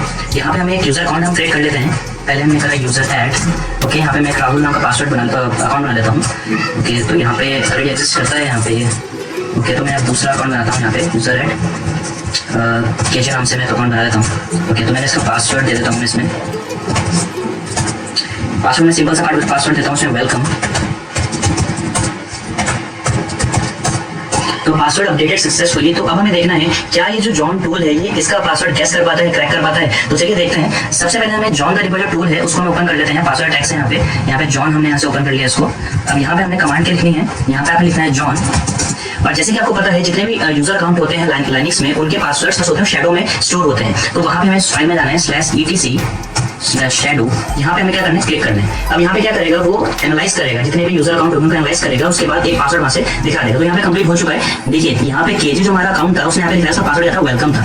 अभी क्योंकि मैंने बहुत ही ईजी पासवर्ड रखा था, इसने बहुत जल्दी गैस कर लिया। लेकिन अगर मैं जितना ज्यादा कॉम्प्लेक्स पासवर्ड रखूंगा ये उतना ज्यादा लेट लगेगा। तो इस तरीके से आप किसी का भी अकाउंट जो है इस तरह से अकाउंट का क्रैक कर सकते हैं। चलिए दूसरा हम अकाउंट क्रिएट करते हैं, उसका हम दूसरा पासवर्ड लगाते हैं यूजर ऐड। अब नया हमने बनाया, हमने करा new user. Okay, passwd new user. इसका हम एक और पासवर्ड देते हैं, हम इसका पासवर्ड देते हैं एडमिन डाल देते हैं। चलिए एडमिन हमारा पासवर्ड सक्सेसफुली हो चुका है। अब हम वापस से टूल को चलाते हैं ETC शैडो, वो दोबारा रन कर रहा है। अब देखिए इसने इसका भी पासवर्ड क्रैक कर दिया है। अब यहाँ पे मैं अगर थोड़ा कॉम्प्लेक्स पासवर्ड डालूं, एक नया यूजर बनाता हूँ, user add JJ passwd JJ, मैं इसका पासवर्ड डालता हूँ admin 123 ओके। तो मैं दोबारा से इसको चलाता हूँ जॉन ETC शैडो फाइल। अब देखिए यहाँ पे हो रहा है प्रोसेसिंग क्लियर। यहाँ पे देखिए थोड़ा सा मैंने कॉम्प्लेक्स पासवर्ड जैसे ही डाला, मैंने डाला admin 123, यहाँ पे इसको थोड़ा टाइम लगना स्टार्ट हो गया। तो मैंने वही बोला, आपको जितना ज्यादा कॉम्प्लेक्स पासवर्ड लगाएंगे उतने ज्यादा टाइम लगेगा। तो ये आपके पर्सनल रीजंस के लिए भी अच्छी बात है, क्योंकि आप जितना कॉम्प्लेक्स पासवर्ड अपने जितने आपके सोशल मीडिया अकाउंट्स के लिए यूज करेंगे उतना ही ज्यादा देर लगेगी किसी हैकर को उसके कोई टूल अगर इस्तेमाल कर रहा है उसको गैस करने में। तो जैसे कि यहाँ पे आप देख रहे हैं इसको बहुत टाइम लग रहा है इसको गैस करने के लिए। तो दोस्तों आपने देखा किस तरह से पासवर्ड क्रैक कर सकता है। हालांकि देखो मैंने यहाँ पे थोड़ा सा कॉम्प्लेक्स पासवर्ड दे दिया था, तो इसको बहुत ज्यादा टाइम लग रहा है इसको करने के लिए। तो इसीलिए हम बोलते हैं कि जितना कॉम्प्लेक्स पासवर्ड होगा उतना ही ज्यादा टाइम लगेगा क्रैक करने के लिए। तो चलिए एक और चीज हम बाकी हम देखते हैं, हम स्टेनोग्राफी देखते हैं क्या होता है। स्टेनोग्राफी बेसिकली एक टेक्निक होती है जिसकी मदद से हम क्या कर सकते हैं, किसी भी फाइल के पीछे, किसी पिक्चर के पीछे इंपॉर्टेंट टेक्स्ट को छुपा सकते हैं। कोई भी फाइल है, कोई भी डॉक्यूमेंट है, कोई भी आपका ऑडियो फाइल है, उसके पीछे एक इंपॉर्टेंट डॉक्यूमेंट को क्या कर सकते हैं, छुपा सकते हैं। तो चलिए हम देखते हैं किस तरह से करना है। तो अभी मैं अपने विंडोज पीसी में चलता हूँ। यहाँ पे दोस्तों क्विक स्टैब को मैं ओपन करता हूँ। तो यहाँ पे क्विक स्टैब ओपन हो गया है दोस्तों। अब यहाँ पे क्या करना है, स्टेनोग्राफी से मैंने आपको बताया किसी भी पिक्चर के पीछे आप एक इंपॉर्टेंट मैसेज छुपा सकते हैं जो कि किसी दूसरे पर्सन को नहीं देखेगा। ठीक है, तो यहाँ पे हमें क्या करना है, कोई इमेज सेलेक्ट कर लेनी है ओपन इमेज से। अब यहाँ पे हम कोई इमेज सेलेक्ट करते हैं, चलिए तो सपोज मैं यहाँ से ये पिक्चर ओपन करता हूँ। ओके, तो मैंने ऐसे पिक्चर ओपन कर लिया। अब यहाँ पे मैं कहता हूँ जो भी टेक्स्ट मुझे लिखना है, सपोज करिए इस पिक्चर के बैकग्राउंड में इस पिक्चर के पीछे छुपा के मैं अपने ATM का पिन किसी को भेज रहा हूँ। ATM पिन मेरा 1 2 3 5 6 7 जो मेरा पिन है, ठीक है, वो यहाँ पे मैं लिख दूंगा। ठीक है, इस तरह से मैंने कुछ भी ATM पिन यहाँ पे छुपा दिया। मैं कह रहा हूँ हाइड टेक्स्ट। अभी क्या हो जाएगा, इस पिक्चर के पीछे हाइड हो जाएगा। अब मैं कह रहा हूँ उसको सेव इमेज। अब जहाँ पे सेव करना हो, अब यहाँ मैं इसको कर दूंगा इसका पेज सीक्रेट। ठीक है, मैंने यहाँ पे सेव कर दिया इसको। अब क्या हुआ, यहाँ पे एक फाइल ओपन हो गई सीक्रेट नाम की। अब अगर आप इसको ओपन करेंगे तो नॉर्मल लोगों को तो फाइल दिखेगी, लेकिन हमें पता है इस फाइल के पीछे क्या है, एक सीक्रेट मैसेज है, ATM का पिन है। तो ये ओपन हो गई है। इस इमेज के पीछे हमारा बहुत ही सीक्रेट कॉन्फिडेंशियल डेटा है, पर उसको हम देखेंगे कैसे बेसिकली। ठीक है, उसको देखने के लिए हमें सेम टूल का इस्तेमाल करेंगे। हमें दोबारा से क्विक स्टैब को ओपन करना है और हमें क्या करना है, ओपन इमेज, और हमें सेम फाइल को इसमें अपलोड करना है जो भी हमने सेव करी थी, उसी फाइल को करना है सेव। याद रखिएगा, ओपन पे क्लिक करते हैं। जैसे हम करेंगे आपको यहाँ पे वो टेक्स्ट आपका दिख जाएगा। तो इस तरीके से आप किसी भी इमेज के पीछे कोई भी अपनी वैल्यूएबल इंफॉर्मेशन छुपा के किसी को भी सेंड कर सकते हैं जो आप चाहते हैं कि कोई दूसरा पर्सन ना देखे। ठीक है, तो ये आपने समझ लिया किस तरह से हम क्विक स्टैब की मदद से इमेज के पीछे ये सब चीजें छुपाते हैं। तो दोस्तों अब हम जानते हैं कि किस तरह से आप किसी भी एक वेबसाइट का डुप्लीकेट बना सकते हैं, एक वेबसाइट की फुल कॉपी कर सकते हैं, वो कैसे होता है। ठीक है, तो अभी जो आपको वीडियो दिखाऊंगा उसका आप ये देखेंगे किस तरह से अगर कोई भी वेबसाइट चाहे फेसबुक हो ट्विटर हो, उसकी हमें डुप्लीकेट वेबसाइट कैसे बना सकते हैं, उसकी क्लोन वेबसाइट कैसे बना सकते हैं। तो चलिए देखते हैं। तो फ्रेंड्स हम गूगल पे आ गए हैं। यहाँ पे हमें लिखना है ST क्रैक और हमें इस पे एंटर करना है। और सबसे पहला जो लिंक ओपन होगा ST क्रैक वेबसाइट कॉपी, इसको आपने क्लिक करना है। जो इशू चल रहा है सही है। तो यहाँ पे ये पेज ओपन होगा आपके पास। अब आपको विंडोज वर्जन पे यहाँ पे क्लिक करना है। Installing ST crack, go to download section now, इस पे हमें क्लिक करना है। ओके, तो यहाँ पे दिखा रहा है हमारा विंडोज प्लेटफॉर्म है। तो बेसिकली हमें इसका ये वाला वर्जन क्लिक करना है। इस पे क्लिक करते हैं, चूज फाइल टू डाउनलोड। बहुत छोटी सी फाइल है, बहुत जल्दी डाउनलोड हो जाएगी। तो यहाँ पे आप देख सकते हैं कि यहाँ पे डाउनलोड स्टार्ट हो चुका है। 4 MB की फाइल है।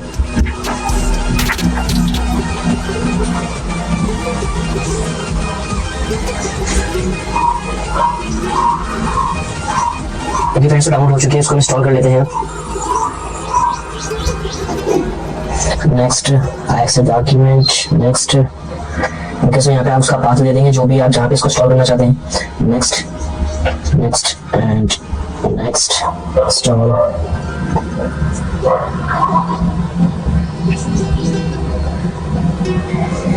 ओके, सो एक नोटपैड की फाइल ओपन होगी, उसको बंद करते हैं। सो फ्रेंड इस तरह का आपका यूजर इंटरफेस मिलेगा आपको win ST crack website copier का। अब यहाँ पे जब ये ओपन हो जाएगा आपका सॉफ्टवेयर, तो उसको आपने नेक्स्ट पे क्लिक करना है और यहाँ पे आप जो भी अपना प्रोजेक्ट नेम देना चाहते हैं। तो मैं सैंपल लिख रहा हूँ, यहाँ पे सैंपल वेबसाइट यहाँ पे लिख दिया। ठीक है, प्रोजेक्ट कैटेगरी में कुछ भी चूज कर सकते हैं आप, कौन सी प्रोजेक्ट कैटेगरी आपकी। तो यहाँ पे आपका लोकेशन नेक्स्ट करेंगे, अब उसके बाद आप यहाँ पे वो वेब एड्रेस लिखेंगे, यानी कि उस वेबसाइट का आप यहाँ पे URL पेस्ट करेंगे जिस भी वेबसाइट को आप कॉपी करना चाहते हैं फॉर एजुकेशन पर्पस। और हम यहाँ पे कोई इलीगल एक्टिविटी नहीं कर रहे हैं जो मैं आपको किसी फेमस वेबसाइट को कॉपी करके दिखाऊंगा। मैं सिर्फ आपको सैंपल बताऊंगा किस तरह से किसी वेबसाइट को कॉपी कर सकते हैं। अब यहाँ पे जैसे मैंने एक वेबसाइट ओपन कर रखी है, तो मैं इसको यहाँ से कॉपी कर लेता हूँ, उसका लिंक। इस तरह से आप जिस भी वेबसाइट को कॉपी करना चाहते हैं उसका लिंक कॉपी करके वहाँ पे पेस्ट करिए। बट ध्यान रखिए किसी भी वेबसाइट को ऐसे करना इलीगल है। मैं सिर्फ एजुकेशन पर्पस के लिए मैंने आपको सैंपल डेमो वेबसाइट है इसमें आपको करके दिखा रहा हूँ। उसके बाद यहाँ पे कुछ ऑप्शंस मिलेंगे, आप चाहें तो सेट कर सकते हैं कि आप कौन कौन सी चीजें जो है इसमें डाउनलोड करना चाहते हैं ऑफलाइन मोड पे। तो ठीक है, तो यहाँ पे आप चेक कर सकते हैं create lock files, mail index, low control, links, build, explore only. इसमें अलग अलग आपको ऑप्शंस मिल जाएंगे, तो आप खुद चेक कर लेना जो भी आपको जिस टाइप की आपको चीज डाउनलोड करनी है। हम नेक्स्ट पे क्लिक करते हैं फिलहाल और नेक्स्ट फिनिश पे क्लिक करते हैं। और जैसे आप फेसबुक क्लिक करेंगे यहाँ पे आप देखेंगे जो वेबसाइट का पूरा डेटा है ये यहाँ पे कॉपी होना स्टार्ट हो गया, यानी कि जिस भी वेबसाइट को कॉपी कर रहे थे उस वेबसाइट में डेटा यहाँ पे कॉपी होना स्टार्ट हो चुका है। अभी फुल कॉपी हो चुका है क्योंकि वेबसाइट भी बड़ी नहीं थी, छोटी सी वेबसाइट थी। आप देख लीजिए ये वेबसाइट थी वो बेसिकली, तो ये छोटी सी वेबसाइट थी कॉपी वेबसाइट डेमो। ठीक है, तो यहाँ पे हम देख सकते ब्राउज मिरर वेबसाइट पे हम क्लिक करें, जो भी एरर अगर आया होगा तो व्यू एरर लॉग में आप देख सकते हैं, इस पर हम क्लिक करते हैं। तो देखिए friends, same as it is website जैसी हमने यहाँ पे देखी थी, ये थी हमारी वो वेबसाइट, और same as it is website यहाँ पे भी खुली, यानी कि आपने सेम वेबसाइट को क्या करा है, कॉपी कर लिया। इस तरीके से आप किसी भी वेबसाइट को कॉपी कर सकते हैं। अब ये फ्रेंड्स ना बात का ध्यान रखिएगा कि आप अगर ऐसे कोई भी फेमस वेबसाइट जैसा अगर आप सोचेंगे फ्लिपकार्ट का कॉपी कर लूँ, किसी बैंक की ऑफिशियल वेबसाइट कॉपी कर लूँ, तो इट इज इलीगल है, आपके ऊपर केस हो सकता है। तो इसीलिए सिर्फ एजुकेशन के पर्पज से मैंने वीडियो आपको बताई और बताया है किस तरह से काम होता है। तो ये बेसिकली एक छोटा सा वीडियो था, डेमो था। और फ्रेंड एक और बात आपको बता दूं, अगर आपको उस वेबसाइट की पूरी फाइल आपको देखने की, उस पूरी फाइल कहाँ पे है, वो कोडिंग किस तरह से है, अलग अलग पेज की पूरी डिटेल चाहिए, तो सिंपली आपने क्या करना है, आपने माई कंप्यूटर पे जाना है। माई कंप्यूटर पे जाने के बाद आपने दिस पीसी में क्लिक करते हैं, हम चलते हैं सिस्टम फाइल्स में। सिस्टम फाइल्स में जाने के बाद यहाँ पे माई वेबसाइट नाम का एक फोल्डर आपको दिखेगा, इसको आपने ओपन करना है और यहाँ पे आपको सारी वो वेबसाइट दिख जाएगी, मतलब जो भी वेबसाइट आपने कॉपी करी उसका पूरा कंटेंट आपको यहाँ पे देखने को मिल जाएगा। जैसे सैंपल वेबसाइट हमने नाम दिया था, तो उसके अंदर जो भी डिटेल होगी उस वेबसाइट के लिए, यानी कि कोडिंग उसकी हो गई, उसकी इमेजेस हो गई, उनके जो पेज है वो हो गई, सब आपको यहाँ पे मिल जाएगा। अब जैसे कि इसमें देख लेते हैं, फॉर एग्जाम्पल जैसे welcome.html है, तो ये वेलकम पेज आपको यहाँ पे उसका दिख रहा है जो वेबसाइट थी हमारी। ठीक है, उसी तरीके से हमारा जो मेन्यू पेज था वो आपको यहाँ पे दिख जाएगा, उनका index.html में जो पेज होगा वो आपको यहाँ पे दिख जाएगा। इस तरह से जो भी उनका कंटेंट होगा डेटा का, वो सब आपको इस लोकेशन पे मिल जाएगा। जो लोकेशन जो भी आपने सेलेक्ट करोगी वहां पे आगे पूरा डेटा बेस कॉपी हो जाएगा। तो वहां से आप देख सकते हैं उन्होंने कौन सी कोडिंग करने की है, कौन सी प्रोग्रामिंग है, कौन से पेज वहां पे है, एंड दैट्स ऑल। ओके दोस्तों, तो लास्ट पार्ट हमारे वीडियो का आता है, वो है virtual networking with VMware, password breaking and Kali Live CD USB। तो पहले मैं आपको वर्चुअल नेटवर्किंग बताता हूँ, देन मैं Kali Live बना के दिखाऊंगा, देन लास्ट हम जानेंगे पासवर्ड ब्रेकिंग। तो दोस्तों सबसे पहले हम जानते हैं वर्चुअल नेटवर्किंग क्या होता है। देखिए, नेटवर्किंग मतलब होता है जब दो सिस्टम आपस में कम्युनिकेट कर पाते हैं, उसमें डेटा शेयर करते हैं, उसको नेटवर्किंग बोलते हैं। तो अगर हम बात करें कि अगर हमें देखिए जो भी दो मशीन है हमारे सिस्टम में जैसे एक हमारी होस्ट मशीन है और एक हमारी नेटवर्क मशीन है, ये हमारी काली मशीन है। ठीक है, अब हम चाह रहे हैं इस ये मशीन हमारी जो मेन मशीन है इससे कम्युनिकेट कर पाए, उसके लिए हमें इसमें नेटवर्किंग करनी पड़ती है। नेटवर्किंग करने के लिए हमें सिंपली जाना है VM पे जाने के बाद हमें जाना सेटिंग्स पे जाने के बाद आपको यहाँ पे नेटवर्क एडेप्टर पे जाना है। नेटवर्क एडेप्टर यहाँ पे देखिएगा, यहाँ पे तीन ऑप्शन दिखता है, ब्रिज, नेट, होस्ट ओनली। जो ब्रिज कनेक्शन है बेसिकली ये तब इस्तेमाल में लाया जाता है, यानी कि जब आप अपने फिजिकल नेटवर्क, यानी कि जो आपकी मेन मशीन है, यानी कि जो आपके जैसे आपकी मेन मशीन विंडोज 10 है, आप उस आईपी की रेंज यानी कि उस नेटवर्क को अपने वर्चुअल मशीन से जोड़ना चाहते हैं। जैसे कि फॉर एग्जांपल आपकी जो मेन मशीन है, आपकी जो विंडोज 10 का आईपी है 192.168.10.1 है और आप चाहते हैं कि इसी रेंज का आईपी मेरी वर्चुअल मशीन को मिले, यानी कि 192.168.10.2 मिले, तो आप इसका इस्तेमाल कर सकते हैं। तो आप ब्रिज कनेक्शन का इस्तेमाल कर सकते हैं। और दूसरा इस्तेमाल हम ब्रिज कनेक्शन तब करते हैं अगर हम अपनी वर्चुअल मशीन को जो हमारे आउटसाइड नेटवर्क है, जो हमारा आउटसाइड का इथरनेट नेटवर्क है, उससे अगर हम कनेक्ट करना चाहते हैं, यानी कि अगर हम अपनी जो वर्चुअल मशीन जो हमारी चलेगी अभी जो हम स्टार्ट करेंगे उसको जब हम अपने आउटसाइड नेटवर्क से कनेक्शन करना चाहते हैं, उसकी नेटवर्किंग करना चाहते हैं, तो हम ब्रिज कनेक्शन का इस्तेमाल करेंगे। दूसरा है नेट कनेक्शन। नेट कनेक्शन का इस्तेमाल हम करते हैं अगर हमें क्या करना पड़ता है, हमें आउटसाइड नेटवर्क से मतलब नहीं है, बट हम क्या करना है, हम नेट कनेक्शन का इस्तेमाल करके हम अपने वर्चुअल मशीन में इंटरनेट को एक्सेस करना चाहते हैं, तो हम नेट कनेक्शन का इस्तेमाल कर सकते हैं। ध्यान रखिएगा, नेट कनेक्शन का इस्तेमाल करके आप इंटरनेट से कनेक्ट हो सकते हैं वाया अपने जो मेन मशीन है उसके द्वारा, लेकिन आप जो दूसरा नेटवर्क है, यानी कि अगर आपके इथरनेट नेटवर्क चल रहा है, कोई दूसरा आउटसाइड नेटवर्क चल रहा है, तब आप उससे कनेक्ट नहीं हो सकते। आप इंटरनेट से कनेक्ट हो सकते हैं, लेकिन आप अपने इंटरनेट के अलावा, आपके मेन मशीन के अलावा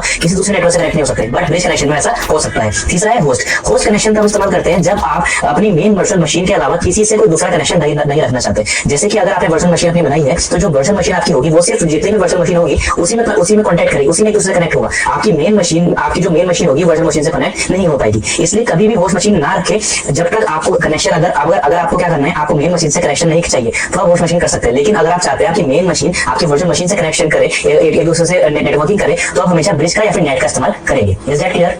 तो चलिए, ये वर्चुअल नेटवर्क कॉन्सेप्ट खत्म हुआ। तो अब हम जानते हैं बेसिकली लाइव सीडी किस तरह से बनाते हैं। लाइव सीडी बनाने के लिए आपको सॉफ्टवेयर का इस्तेमाल करना पड़ेगा। रूफूस उसका नाम है। रूफूस आप जनरली डाउनलोड कर सकते हैं गूगल क्रोम पे जाके, RUFUS आप लिखेंगे रूफूस, वहां से डाउनलोड कर सकते हैं। और एक आपको एक सॉफ्टवेयर चाहिए रूफूस बूटअप बनाने के लिए, और एक आपको चाहिए विंडोज आपकी ISO इमेज खाली लाइनक्स की। सिंपली हम चलते हैं, यहाँ पे हमने क्या करना है, रूफूस को इंस्टॉल करना है। तो दोस्तों यहाँ से मैं उसको एग्जीक्यूट कर लेता हूँ, रूफूस को यस करते हैं, परमिशन देते हैं उसको। यहाँ पे जाने के बाद ये आपको ओपन हो जाएगा। तो यहाँ पे आपने अपनी पेनड्राइव लगानी है, मिनिमम 8 GB हो तो बहुत अच्छी बात है। तो 8 GB की पेनड्राइव मैंने यहाँ पे लगा रखी है मास्टर साइंटिस्ट के नाम की। यहाँ पे आपको क्या करना है, ISO इमेज सेट करनी है। बूट सिलेक्शन पे जाके आपने क्या करना है, ISO इमेज सेट करनी है। तो यहाँ पे मैंने क्या करना है, एक सिलेक्शन सेट पे गए। यहाँ पे क्योंकि मेरी जो ISO इमेज है वो मैंने एक फोल्डर में डाली है, तो यहाँ पे मैं चलता हूँ, ये इमेज हमें काइलाइनेक्स की ओपन करते हैं। यहाँ पे हमने क्या करा, यहाँ पे इसको सेट कर लिया है। यहाँ पे MBR में देखिए पार्टिकल स्ट्रीम्स की MBR सेट हुई है, UFI आप चाहे GPT के सेट कर सकते हैं। बाय डिफॉल्ट 532 में डिफॉल्ट होगा, आपको इसी में करना है। सिंपली आपने करना है स्टार्ट और यस करना है। ध्यान रखिए जब भी आप इसको अगर आप इसमें बूटेबल बनाएंगे तो आपका क्या होगा, तो बेसिकली आपका जो भी पेनड्राइव में डेटा होगा वो क्या होगा, डिस्ट्रॉय हो जाएगा। तो आपको इस बात का ध्यान रखना है। अब यहाँ पे क्या clearing MBR PBR GPT structure, या सिंपली आपकी पेनड्राइव को क्या कर रहा है, फॉर्मेट कर रहा है और आपकी पेनड्राइव को बूटेबल बना रहा है काइलाइनेक्स इस्तेमाल करने के लिए। अब ये जब दोस्तों बन जाएगा पूरा पोर्टेबल, तो आप सिंपली आपको क्या करना है, आपको इस पेनड्राइव को लगाना है अपने कंप्यूटर में, और जब आपका सिस्टम स्टार्ट होता है वहाँ पे आपको अपने बूट मेन्यू पे जाके इस पेनड्राइव की मदद से, मतलब इस पेनड्राइव का ऑप्शन आपको अपने बूट मेन्यू पे दिख जाएगा। आपको वहाँ पे जो बेसिकली प्रायोरिटी होती है वो अपने हार्ड ड्राइव से हटा के इसमें सेट कर देनी है। तो देखिए अगर आपको पूरा प्रैक्टिकल इसमें जानना है किस तरह से हम पूरा किस तरह से इंस्टॉलेशन होगी, तो आप कमेंट में लिखिए, मैं आपको पूरा प्रैक्टिकल बता दूंगा। तो दोस्तों अभी हमने देखा हम काली लाइनेक्स की बूटेबल पेनड्राइव कैसे बना सकते हैं। और दोस्तों अगर आपको लाइव परसिस्टेंट USB का प्रैक्टिकल देखना है तो कमेंट में लिखिए, मैं आपको जरूर उसका प्रैक्टिकल दिखाऊंगा। पर वीडियो भी बहुत ज्यादा लंबा हो चुका है, इसलिए मैं आपको उसका परसिस्टेंट USB का प्रैक्टिकल नहीं दिखाया, इसलिए आई एम सॉरी। तो लेकिन अगर आपको उसका प्रैक्टिकल देखना है तो आप कमेंट में लिखिए, मैं आपको दूसरी वीडियो बना के दिखा दूंगा। तो हम वीडियो के लास्ट पार्ट की तरफ बढ़ते हैं और देखते हैं पासवर्ड ब्रेकिंग। तो अगर आपको काली लाइनेक्स सिस्टम का पासवर्ड ब्रेक करना है, आपको कैसे कर सकते हैं, ठीक है, तो वो हम जानेंगे इसमें। तो चलिए स्टार्ट करते हैं। तो सबसे पहले हम आ जाते हैं काली लाइनेक्स मशीन पे। यहाँ पे आने के बाद आपने सिंपली क्या करना है, इसको रिस्टार्ट करना है। जैसे कि अभी हमने यहाँ पे फॉर एग्जांपल कोई भी हमारा जैसे रूट पासवर्ड है हमारा, इसका पासवर्ड हम भूल गए फॉर एग्जांपल, ठीक है, हम इसका पासवर्ड भूल गए, तो उसके लिए हमें क्या करना पड़ेगा, ऐसे दिखा रहा है इनकरेक्ट पासवर्ड, हमें क्या करना है, यहाँ पे इसको जाकर दिख रहा है, यहाँ पे क्लिक करना है आपको, इसको रिस्टार्ट करना है आपने। ओके, तो यहाँ पे रिस्टार्ट का ऑप्शन आ गया, यहाँ पे साइड में देखिएगा, यहाँ पे रिस्टार्ट आपको करना है, रिस्टार्ट। ओके, उसके बाद आपको क्या करना है, जब ये रिस्टार्ट होगा वहाँ पे, उसके बाद हमें इसकी कमांड लाइन पे जाना है। ओके, वैसे रिस्टार्ट हो रहा है, यहाँ पे हमें जाना है एडवांस ऑप्शन पे। दो ऑप्शन मिले हैं, काली लाइनेक्स और GNU लाइनेक्स, और काली GNU लाइनेक्स के हमें जाना है एडवांस ऑप्शन पे, इसमें हमें क्लिक करना है और यहाँ पे हमें ई प्रेस करना है। ई प्रेस करने के बाद अब यहाँ पे बहुत सारी कमांड्स हैं जिसको हमें एडिट करना है। अब हमें क्या करना है, यहाँ पे जैसे आपको दिख रहा होगा, यहाँ पे मेरा जो कि एक प्रॉम्प्ट है यहाँ पे आ रखा है, तो यहाँ पे हम नीचे चलते हैं। यहाँ पे जाने के बाद आपने कहाँ पे जाना है, यहाँ पे लाइनेक्स लिखा है ना, यहाँ पे देखिए लाइनेक्स लिखा हुआ, लाइनेक्स यहाँ पे लिखा हुआ है, इसके नीचे वाली लाइन पे आना है आपको, और यहाँ पे आपको RO का ऑप्शन मिलेगा, RO को आपने O को क्या करना है, डिलीट करना है, यहाँ पे आपने W लिखना है। ओके जगह क्या लिखना है, यहाँ की ओके जगह आपने लिखना है W। ओके, तो W लिखने के बाद आपने आगे जाना है और जहाँ INIT और Z लिखा है, यहाँ पे आपने लिखना है INIT equals to bin and bash। bin bash का कमांड लिखना है, जो क्वाइट स्प्लैश यहाँ पे लिखा है इसको आपने डिलीट कर देना है। उसके बाद आपने लिखना है Ctrl Z प्रेस करना है, Ctrl Z। यहाँ पे करने के बाद आपका सिस्टम होगा रिबूट। अब देखिए यहाँ पे सिस्टम हमारा रिबूट हो रहा है, तो रिबूट होने के बाद हमारे पास सिंपली एक ऑप्शन आएगा रूट और नन का। तो यहाँ पे हमने क्या लिखना है, यहाँ पे हमने अपना रूट का पासवर्ड दोबारा से रीसेट कर देना है। तो यहाँ पे हमने लिखना है पास WD एंड रूट, ये लिखना है। न्यू पासवर्ड सेट करिए, यहाँ पे हम न्यू पासवर्ड सेट कर सकते हैं। न्यू पासवर्ड हमने सेट करा और एंटर मारा, ठीक है। तो यहाँ पे पासवर्ड अपडेटेड सक्सेसफुली, इसको आपने रिबूट कर देना है अब यहाँ से। तो यहाँ पे देखिए फ्रेंड्स एक एरर आया है कि fail to connect to the bus host is down, fail to talk to init daemon. तो यहाँ पे हमें एक कमांड और चलानी थी जो मैं भूल गया, तो यहाँ पे वो कमांड चलानी है EXEC, यानी कि एग्जीक्यूट की कमांड हमें चलानी है। स्पेस देंगे और फॉरवर्ड स्लैश लगाएंगे, लिखेंगे एस बिन फॉरवर्ड स्लैश और आपको लिखना है INIT और एंटर मारना है। अब ये क्या होगा, बेसिकली ये कमांड हमारी एग्जीक्यूट हो गई है, नॉर्मली आपका सिस्टम क्या होगा, बूट होगा और जो आपने पासवर्ड सेट करा है उस पासवर्ड सेट से लॉगिन कर सकते हैं। हमें यहाँ पे रूट लिखना है, पासवर्ड लिखना है यहाँ पे हमें और एंटर मारना है। अब देखिए किस तरह से आपका पासवर्ड यहाँ पे रीसेट हो चुका है और आपकी काली लाइनेक्स मशीन ओपन हो चुकी है। तो ये कितना सिंपल है पासवर्ड को रीसेट करना। इस तरह से आप किसी का भी पासवर्ड रीसेट कर सकते हैं विंडोज ऑपरेटिंग सिस्टम का, लेकिन इलीगल अगर किसी का पासवर्ड कोई प्रॉब्लम में फंसा है तो उसमें आप इसकी हेल्प कर सकते हैं। तो यहाँ मैंने आपको बताया किस तरह से दूसरों का पासवर्ड या फिर अपना पासवर्ड रीसेट कर सकते हैं। आई होप गाइस आपको ये वीडियो पसंद आया होगा और आप अच्छे से समझ पाए होंगे। तो ये तो वीडियो था कैसे कि आप काली लाइनेक्स को यूज़ कर सकते हैं। अब आगे के वीडियो मेरे YouTube चैनल पे अपलोड होगी कि आप कैसे काली लाइनेक्स को टूल को यूज़ करके किसी भी डिवाइस को हैक कर सकते हैं, किसी भी वेबसाइट को हैक कर सकते हैं, किसी भी सर्वर को हैक कर सकते हैं। तो अगर आपको किसी स्पेसिफिक टूल की इन्फॉर्मेशन चाहिए कि वो टूल कैसे काम करता है तो मुझे उस टूल का नाम कमेंट कर दे, मैं उस पर भी ज़्यादा वीडियो लेके आ जाऊँगा। बाकी हमारे चैनल को सब्सक्राइब कर दे ताकि एथिकल हैकिंग की ऐसी वीडियो आपको मिलती जाए और आप सीखते जाएँ और अपने दोस्तों को भी शेयर कर दे ताकि वो भी सीख सकें। तो मिलते हैं अगले वीडियो में। Thanks for watching.